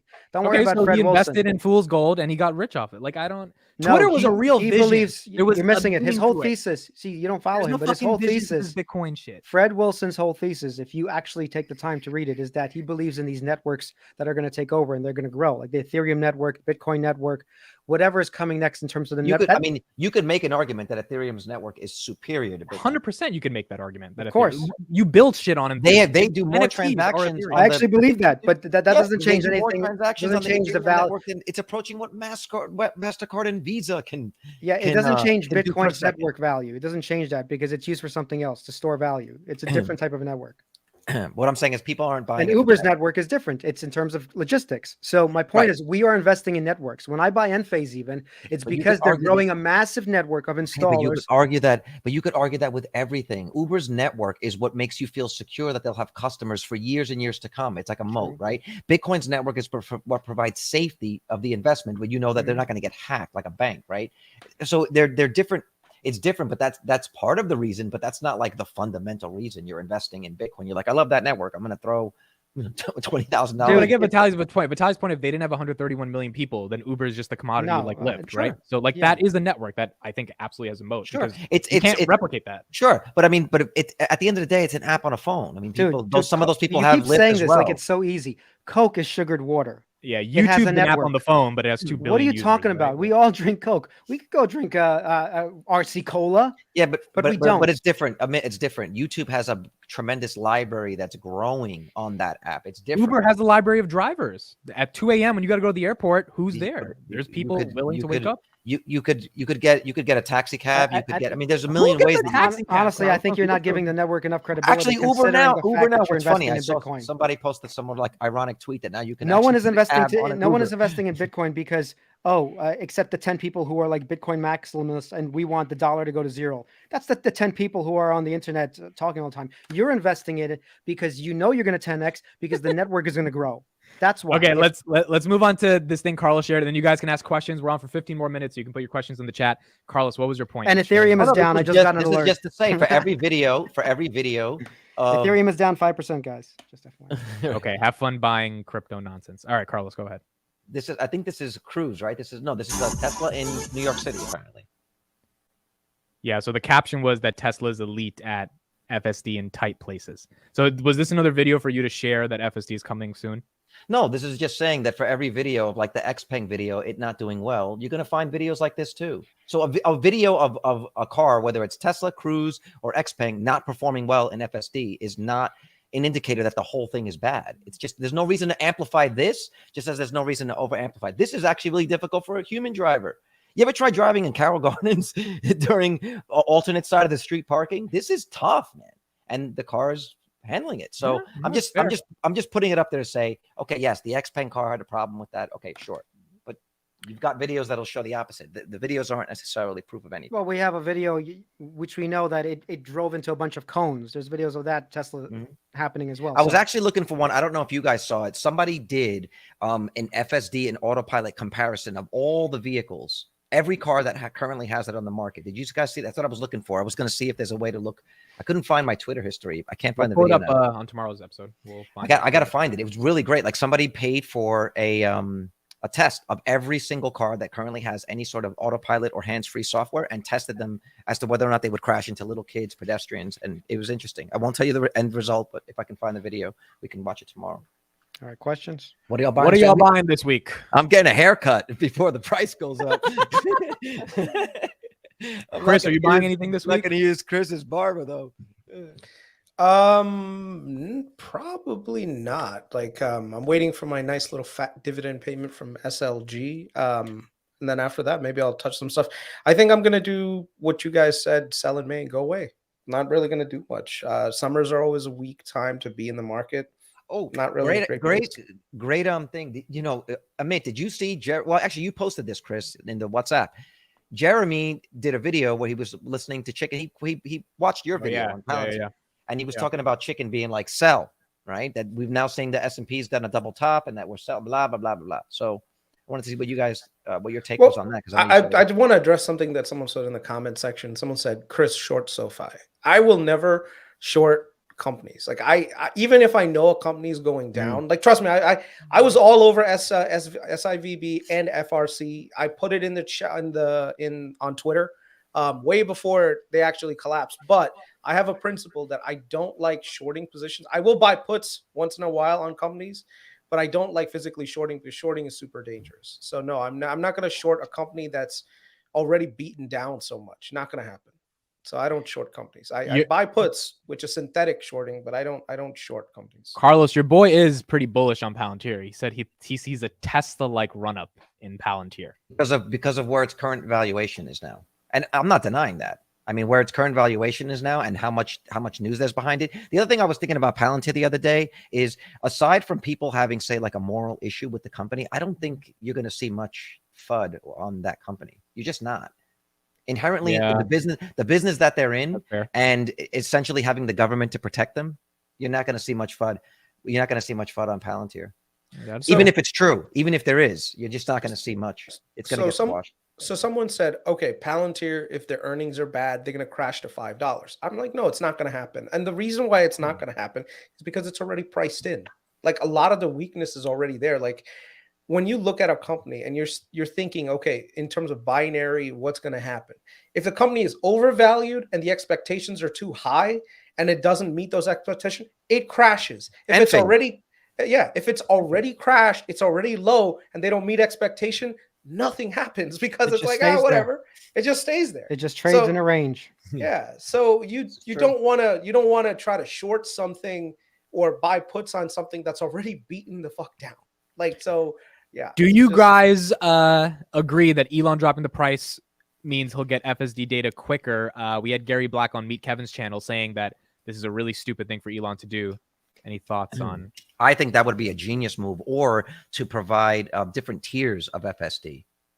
Say, even if it was like a one-time deal for $50, you get it for this trip. There was so many ways that they could monetize that, but $15,000, or even if they just said, if they said to me that I could buy it for my Model X and transfer it to another vehicle when I sell that vehicle, that would be worth it to me. But I don't do it now because I don't know if I'm going to have this car forever. When the Cybertruck comes out, maybe I want to sell this and pick up one of those. I'm not going to give it away with a $15,000. Yeah, it's crazy. It's like you bought a new computer. You're not allowed to use Photoshop on it. Come on. Yeah, right. Like an Adobe subscription. You're telling me I can't move this to another computer? That's nonsense. They should just charge, like, okay, if you want to move it, you pay another $1,000 or whatever. It should be something nominal that you can move your license. Vehicle, dude. It's software. That's the point. But it should go with you. It should go with you, not just because what they're saying is what they're saying. They're treating a software upgrade like a hardware modification.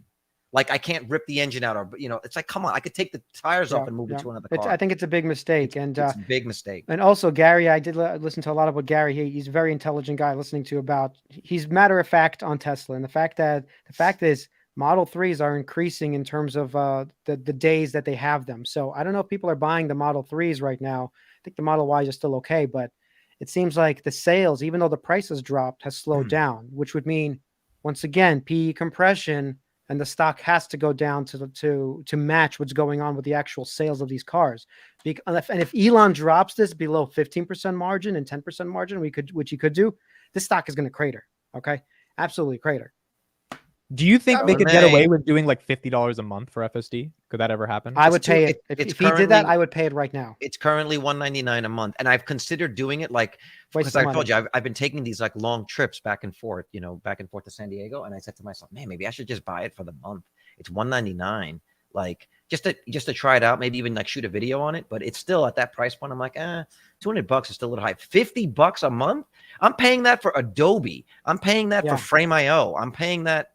$50 is that sweet spot. They would get. That's a no-brainer, I think. No brainer. So one of the things, any business right now where it's something that's going to require upfront capital is going to have trouble growing in this market. Why? Because the interest rates are just really high. All right. And that's maybe the topic that we need to just quickly touch on. The Fed is meeting this week, of course. The likelihood is that we're probably going to see a quarter basis point rise again. All right. The job market is just really too strong for the Fed to say, you know what, we're going to pause now. So once again, that just adds to more pressure for the consumer if they're trying to make a large purchase on a product. So whether that be a car, whether that be like a vacation home, anything that's extra, people are going to be, a little bit more challenged when it comes to that demand. So I just think that right now, this is the bottom of it. But there is one thing I do want to say. When the credit conditions start to loosen up, it's going to be gangbusters, because then people right now that are just holding back from making those purchases, saying, look, the interest rate, I want to buy a Tesla, but the interest rate is too high. That demand, as the interest rates go down, will have a large segment of people jumping back in, because now they're going to say, hey, I better get back in while the price is good and I can get a good interest rate on it. Right. So that's what typically happens. You're going to have a cascade of people jumping back in, wanting to buy the next car and drive the prices much higher. And I think that same thing that's going to happen with a lot of industries. And let's not forget, when you want to buy an EV and you've made this decision, big deal if it happens a year from now. They haven't lost the customer yet. So that's very important. They haven't lost them. So if Tesla has to wait a year till interest rates come down, then that's what's going to happen. But in the interim, I think the stock price crashes. Another thing I want to point out, I just did some math on if they did $50 a month, right? And they're going to sell 2 million cars this year. And let's say everybody's like, $50 a month. I actually don't mind FSD for $50 a month. $1.2 billion, just like that. Stupid amount of money. Just like that, $1.2 billion. 2 million month? People. No, that's a year. That's a year. Yeah. But that's crazy that he has this business in his back pocket. If he makes it more reasonable, and as they increase the number of cars, 3 million cars, 4 million cars, those numbers go crazy pretty fast. Here, Amit, pull this up. And that's all margin. That's the thing. That's 99% like it's pure cash. It's like one guy that just goes click. Yeah, they click a button. That's it. Yo, real quick, let me address this. Kelly says he's not texting me, and I was just about to text him, ask who the F he's texting, because looking down my phone, I was actually making a tweet about our podcast, and I'm tweeting it out right now. So I'm tweeting it right now. Everyone go like it, go share it. This is the first time I actually tweeted about our pod, so go check it out. I don't tweet. The one thing I see happening with Tesla, and this is just me future I think that they're going to shrink down the Starlinks to something really small, and they incorporate that into the Tesla. And then you're going to have internet Tesla. Wait, say it again. They're going to what? Okay. So if you look at technology, right? Like one of the things that J. Cal brought up on the podcast with Starlink is that the receivers are shrinking like crazy. Like, so right now with the Starlink, you need that giant dish. It has to be pointed in a certain direction. Yeah. So they're working on shrinking the size of that to something that can fit, like integrated into like a roof or integrated into like one of the fronts of a car, right? So basically you have like the surface, you integrate it in there so it's not a visible thing, but you're still able to pick up the satellite connecting downward into the car. Right now they're doing it over the air with the 5G network that's connected to like the cellular data. And the Starlink model for RVs now. There's one that you can actually, and I believe before you could only use the one when it was stationary, but now I think it works in motion. Dave Lee, when he went on vacation, he had the Starlink thing and he was doing his podcast. So now imagine right now, the only car that you're able to get internet on is a Tesla. So, and you can connect that fucker It's anywhere. true. Imagine right now you're in the mountains in the middle of Yosemite. I love going out to like the West, right? But one of the things is like you go out to certain parts, you're not gonna have the internet, you're not gonna have anything. If you go camping, you're not gonna have. Imagine right now your car is your fucking internet. Is it a mobile hotspot? A mobile hotspot, yeah, in the middle of the fucking mountain. I just think the possibility is so fucking cool, man. Well, also, you know, when Tesla's FSD network or Robotaxi network goes live, what network do you think they're going to be on? They're not going to be on 5G. It's going to be on Starlink. Yeah. Because they have two levels of satellites, right? They have the low level satellites that provide high speed but low data, and then the higher ones which give broader coverage, right? Yeah. So what do you think all those Starlink satellites are going to be for? They're all going to, bro. I can't activate wait that network overnight. See, let me tell you something. Whatever price that SpaceX ends up IPOing, I don't give a fuck what it is. I'm buying. All right. 100 billion. Would you buy Uber? Yeah. Chris is gonna FOMO. Bro, when the SpaceX total starts dropping rockets, you know, and gets rid of the oil freight, the oil, whatever the barges. What's the total market for space? That's right. That's what, dude. You're talking about a fucking moat. That's the planet. Like, literally everyone else multiple planets. Yeah, dude. The total addressable market for Starlink is the universe. Like, there's no quantifiable amount. That is their fucking moat, right? Now we're an hour 20 into the pod, and we forgot to even talk about. On Wednesday, the Fed makes a decision, right? Yeah, selling may go away. So Elon says Fed data is too much latency. Mild recession is here. He says he gets more data than any human on the planet, given the companies he runs. Right, between Tesla, Starlink, and what do you say? Tesla, Starlink, and Twitter. He says I have more real-time financial data than in one head than anyone else. Okay, fine. So are we getting 25? We're getting 25. Hell yeah, we're getting 25. Yep. And we wouldn't Zuckerberg technically have way more data about the economy than anybody? Financial, like financial transaction. Yeah, Zuckerberg doesn't know the prices of commodities like Elon does with raw materials. He's like, is milk $2 still?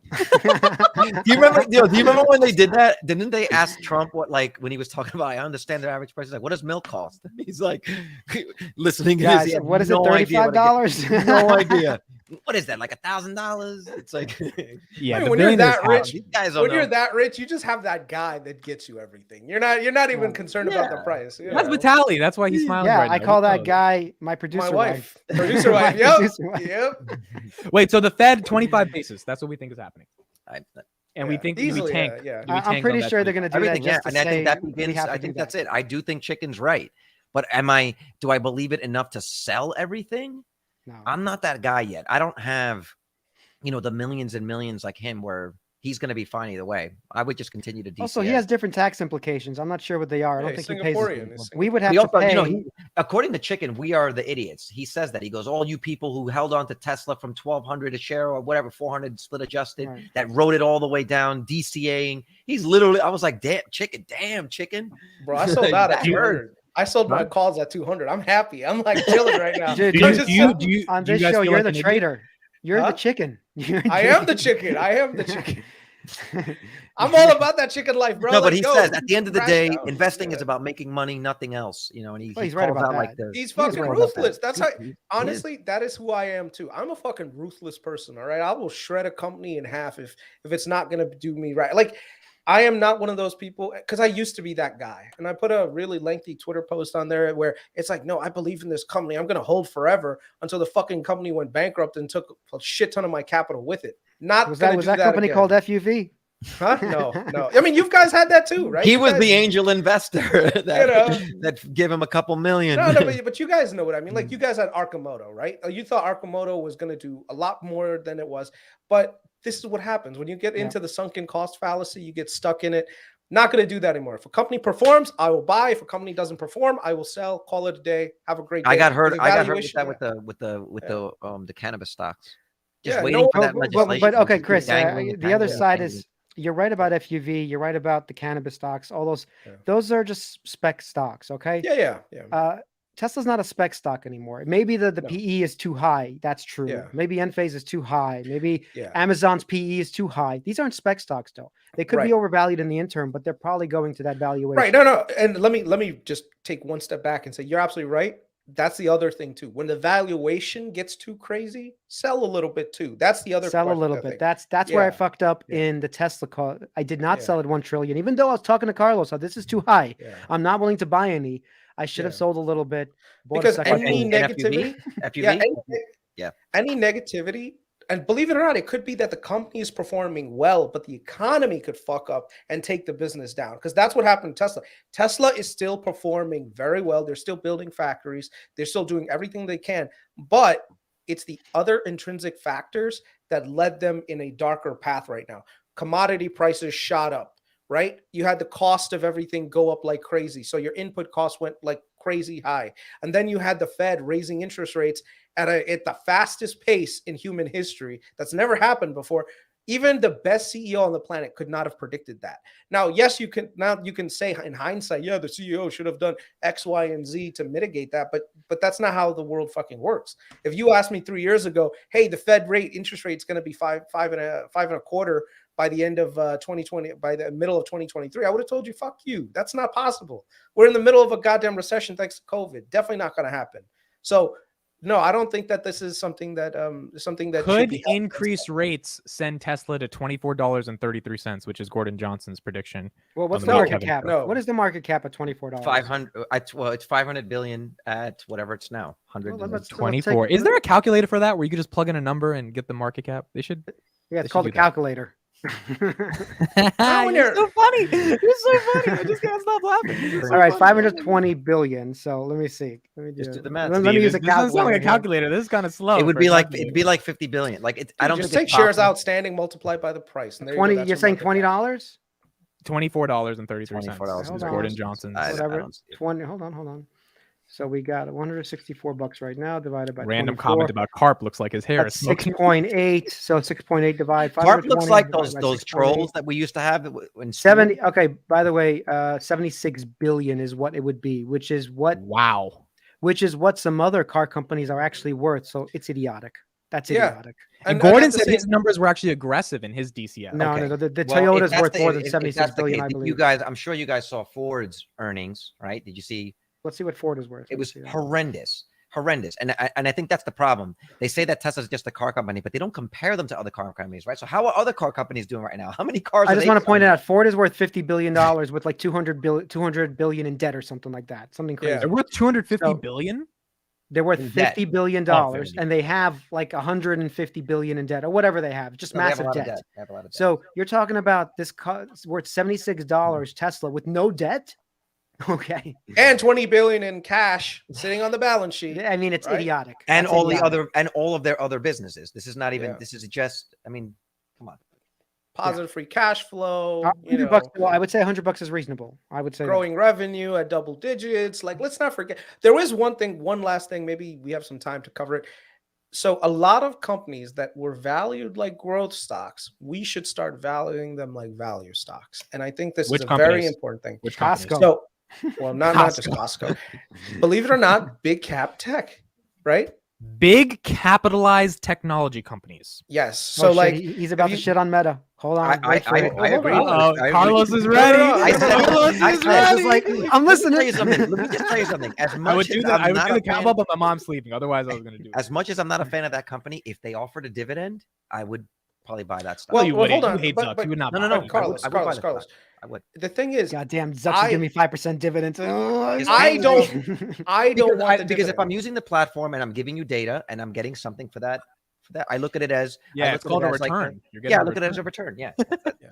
So the thing is, these companies now, if you look at their growth rates, they've slowed down to the single digits, right? They're still printing a ton of free cash flow. It's the recession. At least it's a revenue recession for these companies. So they're So I don't know. Vitaly, you think they'll grow 20% plus in the next 2 years still? Google, Microsoft, Amazon, you think they'll? Yeah, I think as soon as the good times roll, people are advertising again, especially for these ad companies. I think they're undervalued completely. And Amazon, Google, and Meta are gonna fucking go crazy during whenever this. Chris, what's the counterpoint? What's the counterpoint? So I would say I am in agreement with Vitaly. I think that they are going into some new growthy segments, specifically AI. So let's break down based on each specific company. Okay, I don't want to talk about them in a generalized term. So you look at, let's start with Amazon.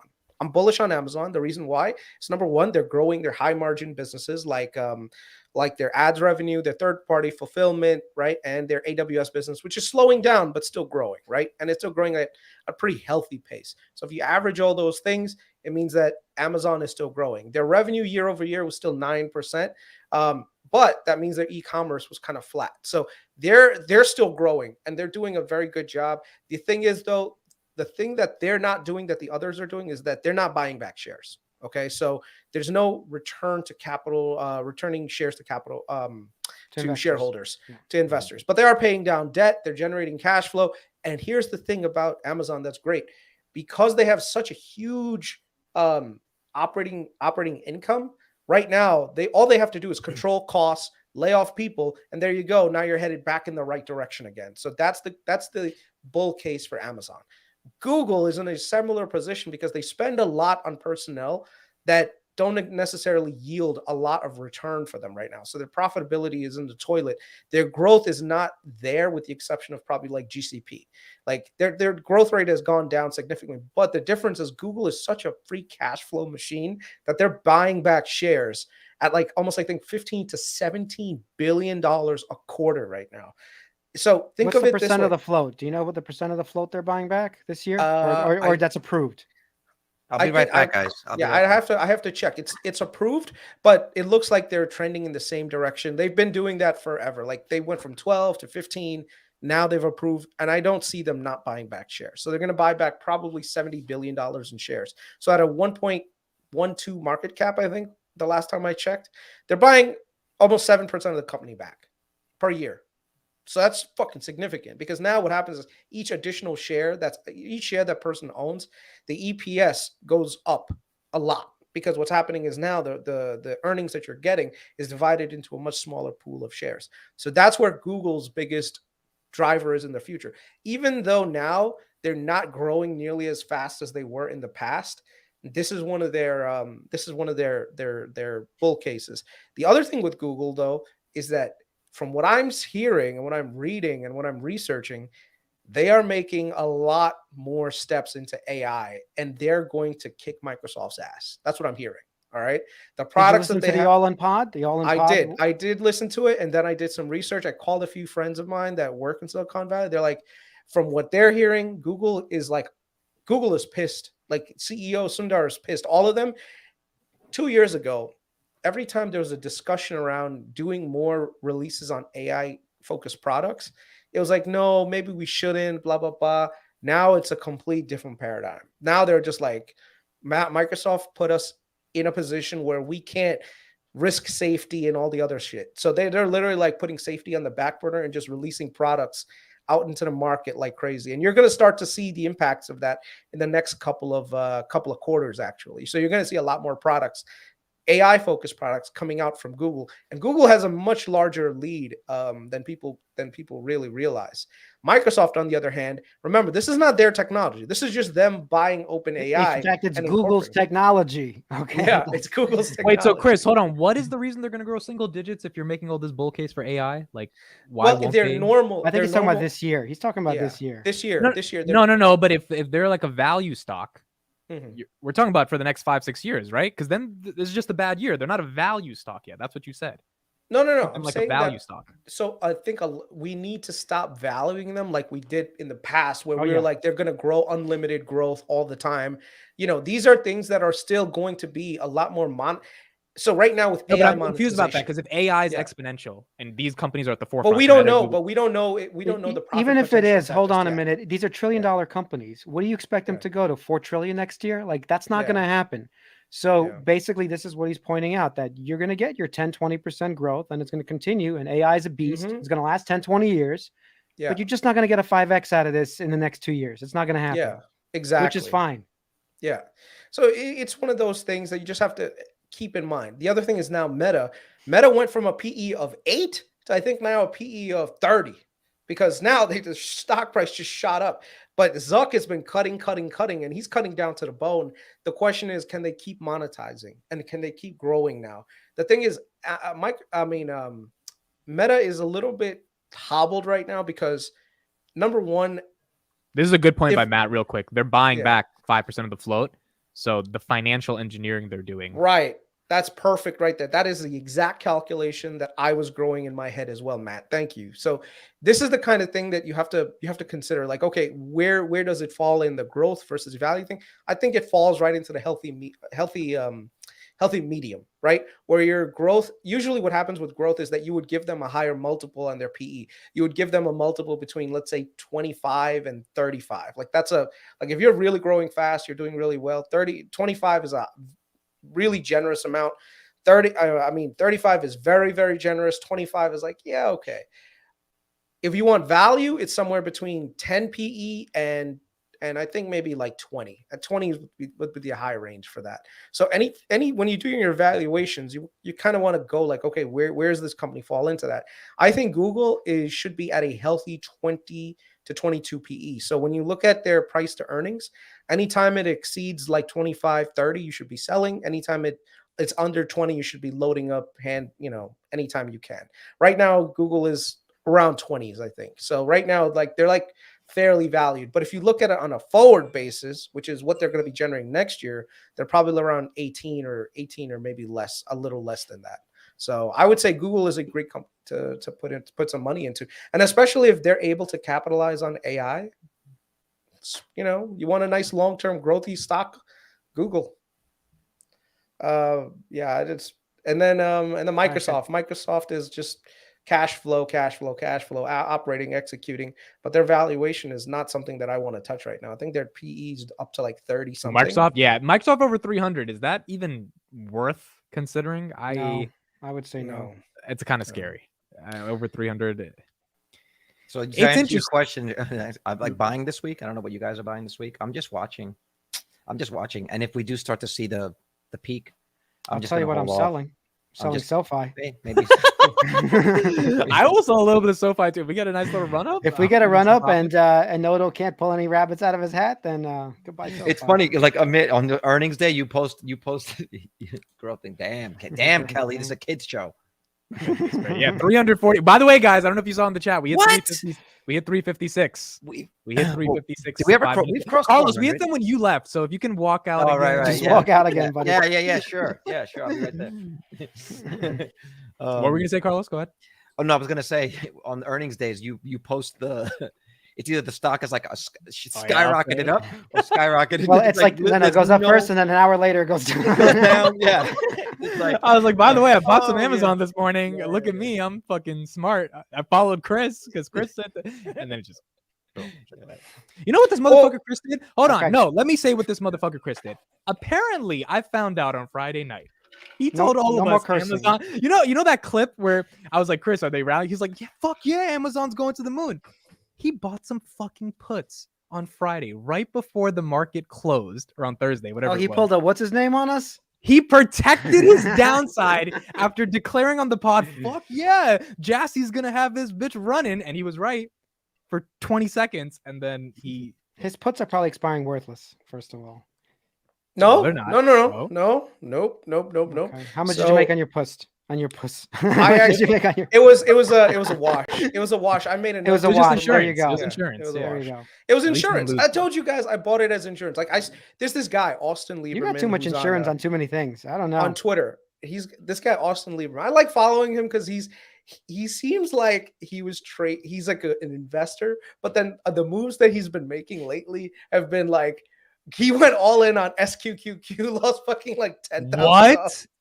Wait, when did he go all in on SQQQ? I think a couple of months ago, he thought the market was trending down, so he fucking bought a shit ton of SQQQ, and then he fucking like lost like 10 G's, and then he made like a video on it on YouTube, like, oh my god, I lost money. Yo, so Chris, you just love watching people lose money. No. I actually like the guy. He laughs at people all day on the internet about losing money. I like watching the guy because he's actually got some good nuanced conversation, but sometimes I'm like, bro, you're running into the same problem that I've seen so many people make, including myself when I was younger, which is you have a thesis and then you go too ham on that thesis and then it burns you, right? Yo, who the fuck is this guy, Austin Lieberman? Why is this guy even relevant? Who is this motherfucker? Like, is he important at all? Like, who is this guy to go all in on SQQQ and like everyone is like if Chicken did that, or if like Tom Nash did that, right? Or if one of like, is this guy even like No, he's relevant. He's a finance YouTuber just like the rest of us. He's doing his thing to make a following, growing, right?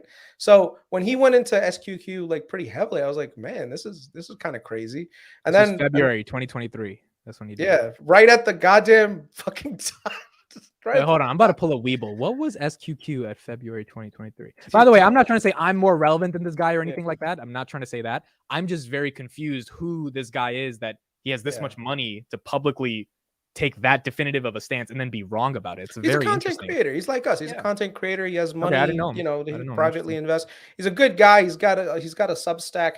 He monetizes a lot more user base than we do. Like he has a Substack. So he sells out to his audience, is what you're saying. He doesn't sell out to his audience. No, he just does more of that stuff. But some of the I'm stuff just always skeptical of those types of people, man. Yeah. I'm just always he's very bullish on Amazon, which I agree with. So what he did was he sold a lot of his portfolio and bought a ton of Amazon prior to earnings.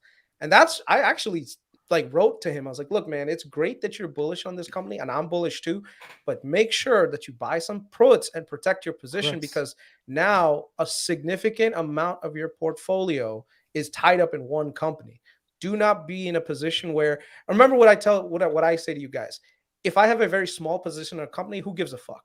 No one cares. Like if it goes down 100%, whatever, I lost a few percentage points. But if 70% of my portfolio is in one company and I have earnings coming up, even if I'm 100% positive, by the way, Amazon really did a fucking amazing job in terms of earnings. It's just that one comment that fucked them over.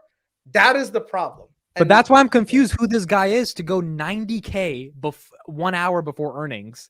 Like he didn't do it 1 hour. He did it the day before. He made a big boss. Yeah. That's a big move. So he bought QQQ at around 35, and QQQ now obviously is not at 35. It's at 28.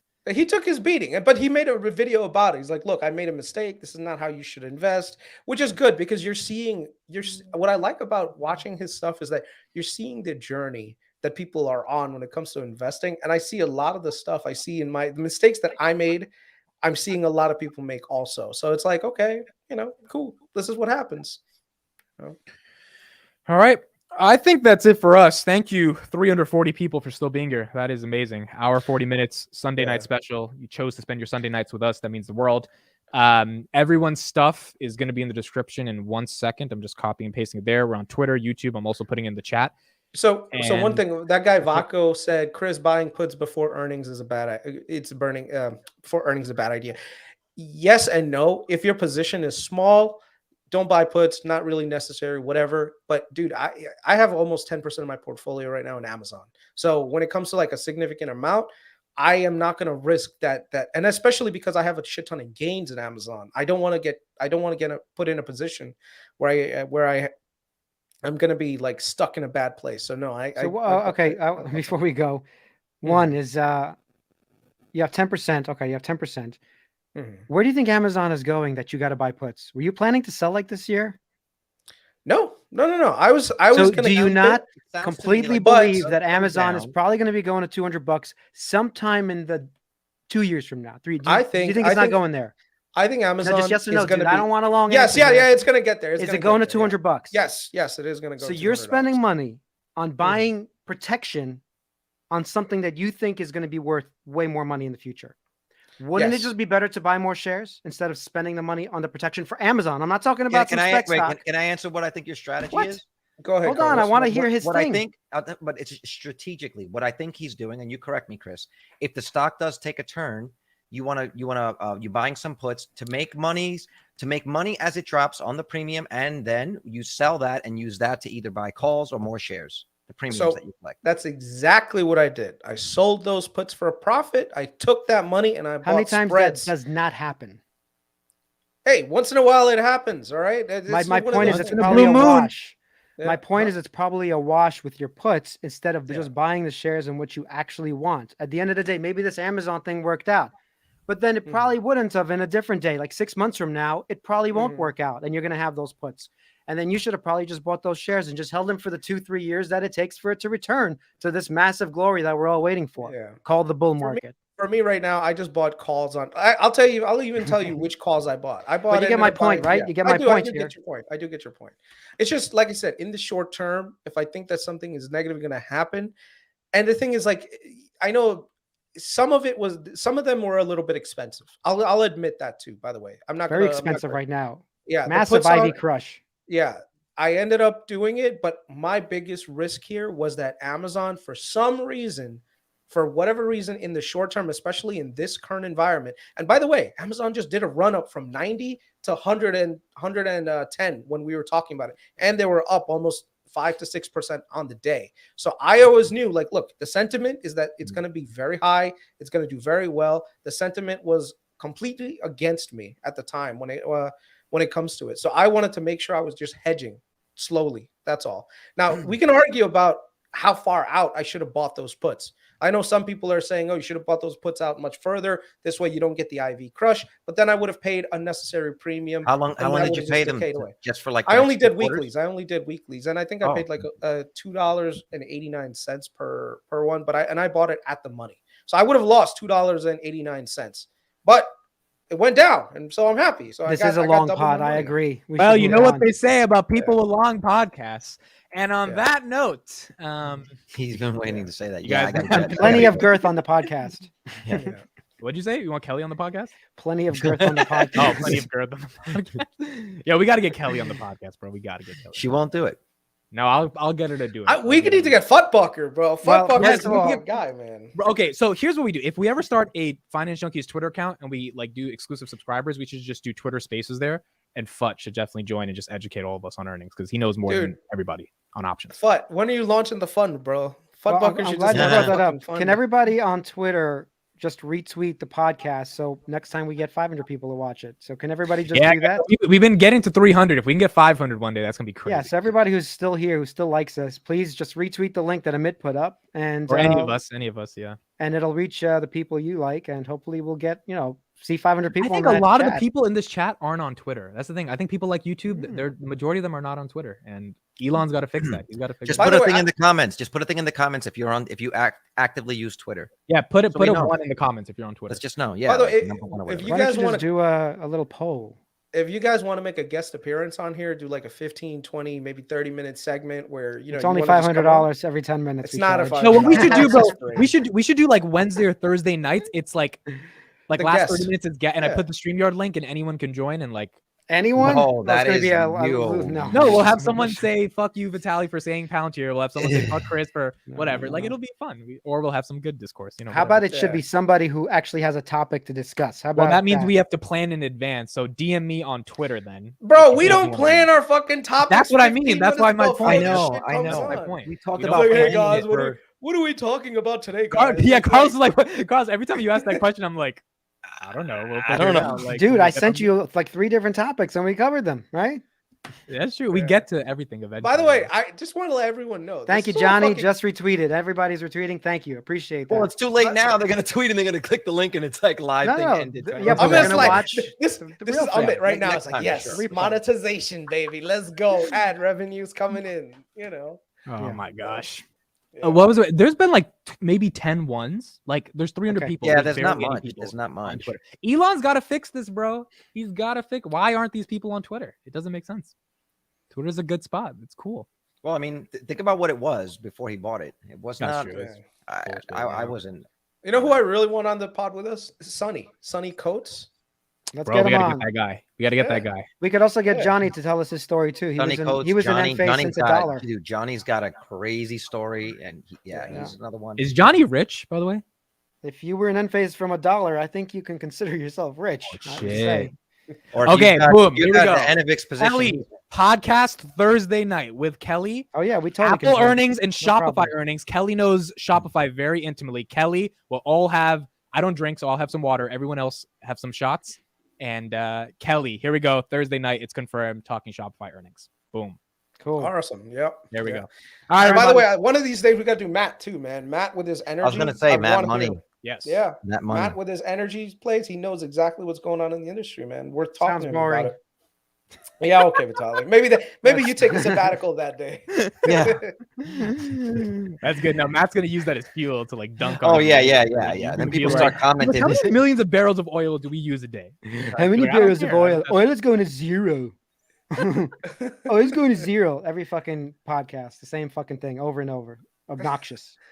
Well, you say Enphase is going to the moon every single time. Did I say that obnoxious this time? too, which is the fun part. I did not say that. And in fact, it's going lower. Okay. That's why I'm not buying it tomorrow. It's going lower. I wish you said that the day before earnings. I just wish you said that the day before earnings. You didn't say that. By the way, I actually, Carlos and me are going to have an episode just if anyone wants to check out Freelancer Finance, because we're going to have an in-depth Enphase episode, and I'm going to go over actually all the numbers because I did a whole spreadsheet, Carlos. Hold on. This is the most okay. So yes, go watch that video on Freelance Finance when it comes out. Well, this is inappropriate to discuss like a whole hour of Enphase with you guys. You probably don't want to hear it, but we're going to go over all the numbers, and I have all the stats on what's going on. And Q1, Q2. Bottom line is Q2 is going to be a wreck, just like every other Q2 for the last 5 years, by the way. So expect a wreck for Q2, which is just going to be a massive opportunity for anyone who thinks about the future. Well, we should wait. This is also, I just want to say real quick, this is the most intellectual way to call someone stupid. Vitaly's entitled to his non-educated opinion. That's great. I'm going to use that. I'm going to use that one day. That's sure. I'm like, you're entitled to your non-educated opinion. I've heard Matt Money speak. I've heard Matt Money speak on Palantir, and it's the stupidest drivel I've ever heard. Oh boy, here we go. And the fact that Chris started it. Thank God Chris is on that podcast making some fucking reality happen, because he's the only one spitting truth when like it's just this Palantir bullshit coming out every 3 fucking seconds. I love it. Okay, so now when Matt gets on the pod, this is gonna be great. I was gonna say Matt's the guy that like. Oh no, is it gonna be another stalker situation just like we had recently? No, it's not. Matt's not the other guy. That's for sure. No. Not the other guy. He's not the guy. Carlos, what were you gonna say? No, I was just saying that with that comment, like Matt's the guy that cleans the knife before he sticks it in. You know what I mean? He's like, not trying to give you an infection, bro. Matt's the type of guy that'll slowly twist. Does it feel good? Does it feel good? Right. No, but that'll actually be a great episode because, and you know, we're all just doing this in all fun, but he really knows a lot more about energy than you, but you know a lot more than solar about him. So it'll be a real clash. Well, why don't we wait and see? Matt, I'm actually not arguing about the fact that the name calling and everything, and the fact that you know a lot about oil. I think you do. The problem is you say the same stupid things on the fucking podcast every week, and it's goddamn annoying. Grow up and say something legitimate that I can learn from you, because I do see smart comments, and when I see an idiotic comment, I'm just calling you out on the stupid comments you're making. Yeah, but he's just making it fun. He's just doing it for fun. He's not making it fun. He's saying the same dumb thing over and over in a fucking idiotic loop. comment you think that he's saying is actually the whole thing you don't understand. That's his point. Mm-hmm. Every time he says the same thing, you just dismiss it. So I'm supposed to understand it? Well, there's supposed to be a debate, right? And that's so when the debate comes on, maybe he'll explain it, but just don't repeat the same thing. I'm assuming if the audience is growing, they don't want to hear the same guy saying the same shit all the time. Well, granted, Vitaly, you say the same thing about Enphase. That's why it's all of our. I'm on the fucking pod. I can say the goddamn thing if I want to. He's in the chat. I think my producer wife is about to fucking smack me in the next room. She's like, "This is going out live too." But this is what happened Sunday. I got work to do. Yeah. Okay. All right. So we'll see you guys next week. Thank you all for joining here. Carlos, any last words? I was just going to say, we need to see what's Solar Edge's earnings. Solar Edge is the other component of this. If Solar Edge is doing better, this definitely affects Enphase's story. So if we have to see what their earnings were about this week. I can't put you. Vitaly heart attack live. Vitaly had a little too much Cheesecake Factory before. All right, I gotta go. Guys. Too much coffee here. All right. By the way, Amit, you hit 18K. You hit 18K. Yep, Let's get to that 20. Thank you guys. 18K. Let's go. Appreciate you all. We'll see you tomorrow. Good night. All right, bye.